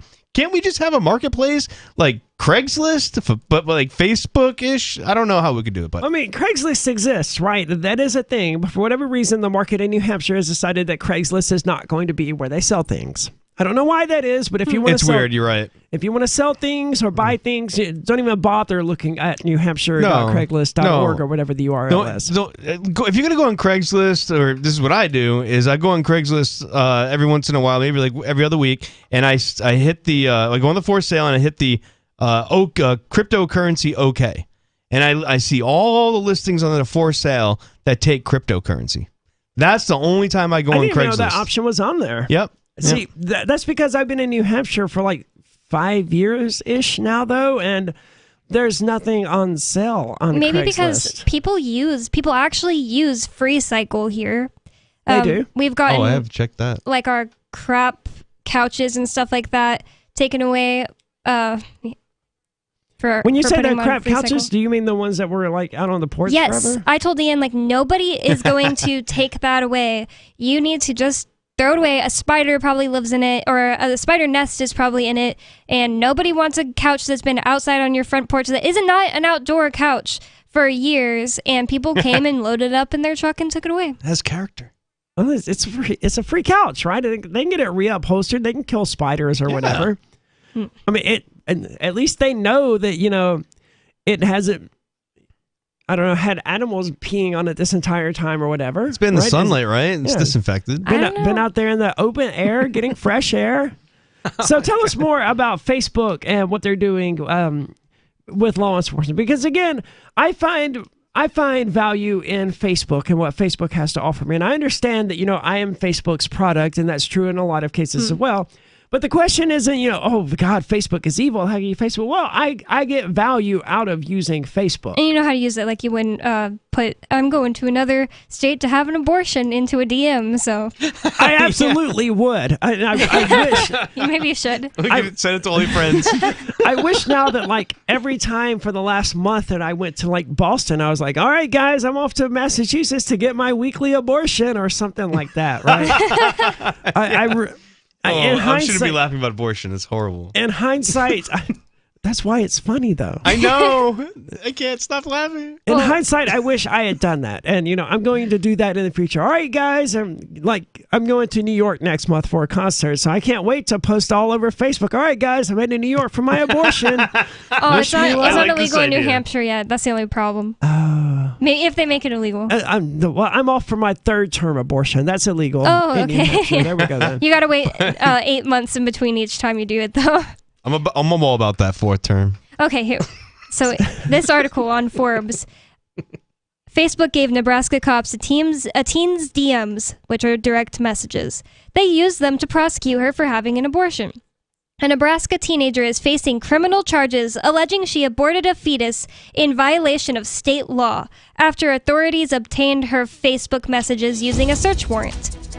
17-year-old Celeste Burgess, who is being tried as an adult with her mother Jessica Burgess, is awaiting trial in Madison County District Court on charges that they broke a Nebraska law banning abortions after 20 weeks. How is it possible that you can break a Nebraska law by leaving Nebraska and not being there and doing anything? 603-283-6160. If you can answer that question, it is Free Talk Live. Why did you move to the Shire? I moved here to the Shire because there's other people around who take liberty just as seriously as I do. I moved to the Shire because I saw videos of people challenging authority and thought that I could get support myself. It called to me, like, do this, right now. I wanted to be around people like me who got it, and once I got here, I knew there was nowhere else that I wanted to be. I've always wanted to change the world, so I moved to the Shire to join people who were actually working towards doing the same thing.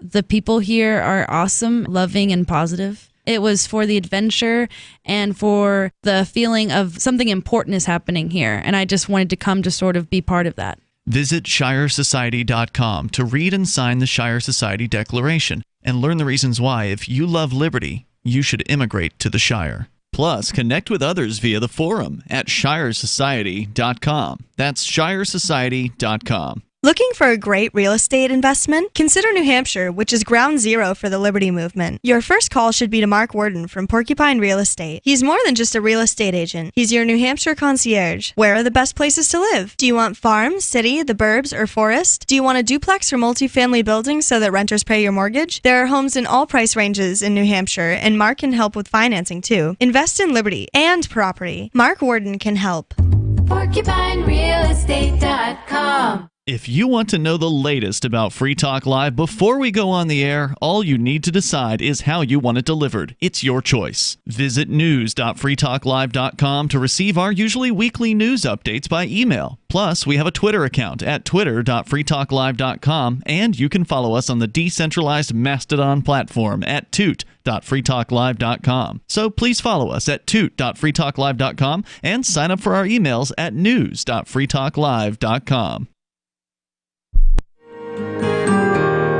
So the protection of life, liberty, and property is what the Free State Project is all about. But it's an effort to move 20,000 people who understand. It's about demonstrating to the entire country that, yeah, we can have a free market, a truly free market. Making it just a freer, great place to live.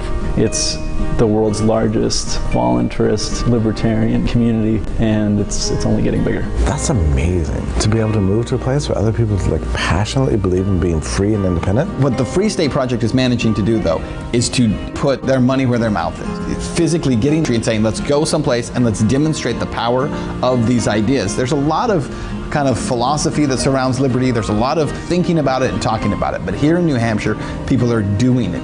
101 Reasons Liberty Lives in New Hampshire, a documentary by Free State Project Early Movers. Watch it free at 101reasonsfilm.com. 101reasonsfilm.com. There are lots of ways to listen to Free Talk Live. Our podcast has been around since podcasts began, and now the FTL feed is loaded with content besides our full show archives. Did you know that we make it easy for you to customize your podcast subscriptions? We have different feeds, one that includes only our full shows, one with just the Daily Digest, and our main feed that includes everything. You decide what you listen to. It's quick and easy to customize your feeds at feeds.freetalklive.com. That's feeds.freetalklive.com. So you've signed the Shire Society Declaration and are planning your move to New Hampshire to be around more liberty-oriented people. Next, sign up for the Shire Society Forum at forum.shiresociety.com. There are a bunch of people there who are already in the Shire, and they want to meet you. If you're already in the Shire physically, you should also come by the forums. Remember, not everyone uses Facebook. New people are signing up for the Shire Society Forum every month, so drop in and say hello at forum.shiresociety.com. Got Telegram? You can follow our channel there and discuss show prep with other listeners at telegram.freetalklive.com.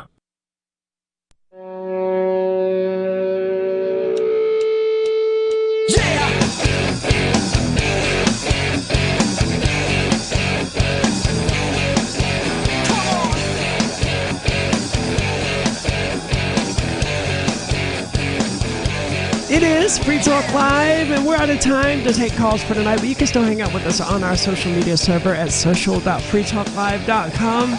Again, that's social.freetalklive.com. That's where you can hang out if you're sick of the big tech censorship that we were talking about a little while ago. We don't do that on our social media server. You can say whatever you want, and generally we don't care. Someone reported someone to us recently for advocating violence or something like that. And we looked into it, and it wasn't our servers.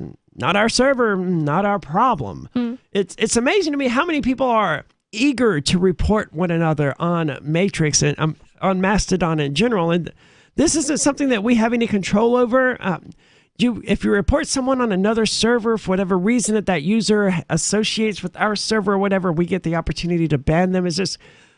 Instead of just clicking the block button, people, just click the block button. I know, it's so easy. There's a really annoying guy, I won't even say who, on the Matrix thing, and everybody complains about how dumb and annoying he is. A guy that used to live in Keene and then left, and I just blocked him. That's the end of it for me. But now I have to see like Chris Wade. Yeah, I had to think about who you were talking about for a minute. I was like, I still have to see Wendy or whatever. But no, it was no. I have to see Chris Wade complaining about him or arguing with him, just Chris Wade's side. And I always just tell Chris, well, I used to be like, just block him. And he never would. And then one day he was like, I blocked him. Look, I just thought about it. Congratulations. Just kidding. I mean, you can Maybe not. block it Like out, that. just like leaving it out of your conscious and just like you see it and just go on. That's not really possible for me. That's what I do every time I see Mr. Penguin posting. It says because he'll post like 18,000 things in a row. Like these, like for Ian's hearing. I think it was Ian's hearing. I don't remember exactly what it was. It was some hearing with the Crypto 6, and it was this massive wall of text to convey what should have been like 2 sentences at the most. Like the actual meaning of the statement was that, hey, there's a hearing here at 9:30 or whatever. It was completely lost in the wall of text preceding and following it. So, I mean, I've learned over time to analyze his messages for the important things, but that's a very small fraction of what Mr. Penguin those small actually details posts. should be like separated from everything else. Yes, and unfortunately, Matrix and these other chat places, they don't really give us the tools to do that. The best you can really do is to block someone if you don't like what they're saying and carry on with your life, and that's what I would recommend people do. That's always been the way that we chose to handle things on Free Talk Live, but some people like that. But then to people them, will it's be not like, enough. oh, you blocked him? You don't like free speech? Well, you know what? It's my YouTube channel, and I can block whoever I want. And like, if you don't like it, I'm making you leave because I don't want to hear it. They don't have to go to your YouTube channel. That's how I No, they feel. don't have to. Like I'm a admin in Mark Edge's Freedom Kingdom on the Matrix, and if I just tell them like if they're annoying Mark, I'm gonna block them, and if Mark says off with their heads, I block them. See, Mark doesn't care though. Mark's not the free speech absolutist, right? So I can see Mark doing that. I mean, at one point, Mark, I don't want to say he prohibited me from using the Free Talk Live social media, but he wanted to restrict what I could and couldn't post because I was posting a lot of memes about dead cops, and they were hilarious. You mean good cops? Yes. I think that was literally the meme that I posted, was something to that effect. And, you could look at the stats and see that this one meme that I posted got like 20 times the traffic and the reach that anything else that had been posted on the Free Talk Live Facebook group in the last 5 years or whatever had gotten. But man, did it make people upset. Yeah. And I handled that in the way that you would expect by throwing fuel on the fire and making things substantially worse. I even posted to there at one point, don't worry guys, Arya has been verbally reprimanded and this will never happen again. And then I signed it off, Arya, right? Like making it clear that I was making fun of their boomerish desire to see me banned from Free Talk Live or whatever. And I was like, don't worry guys, we fired Arya, signed Arya.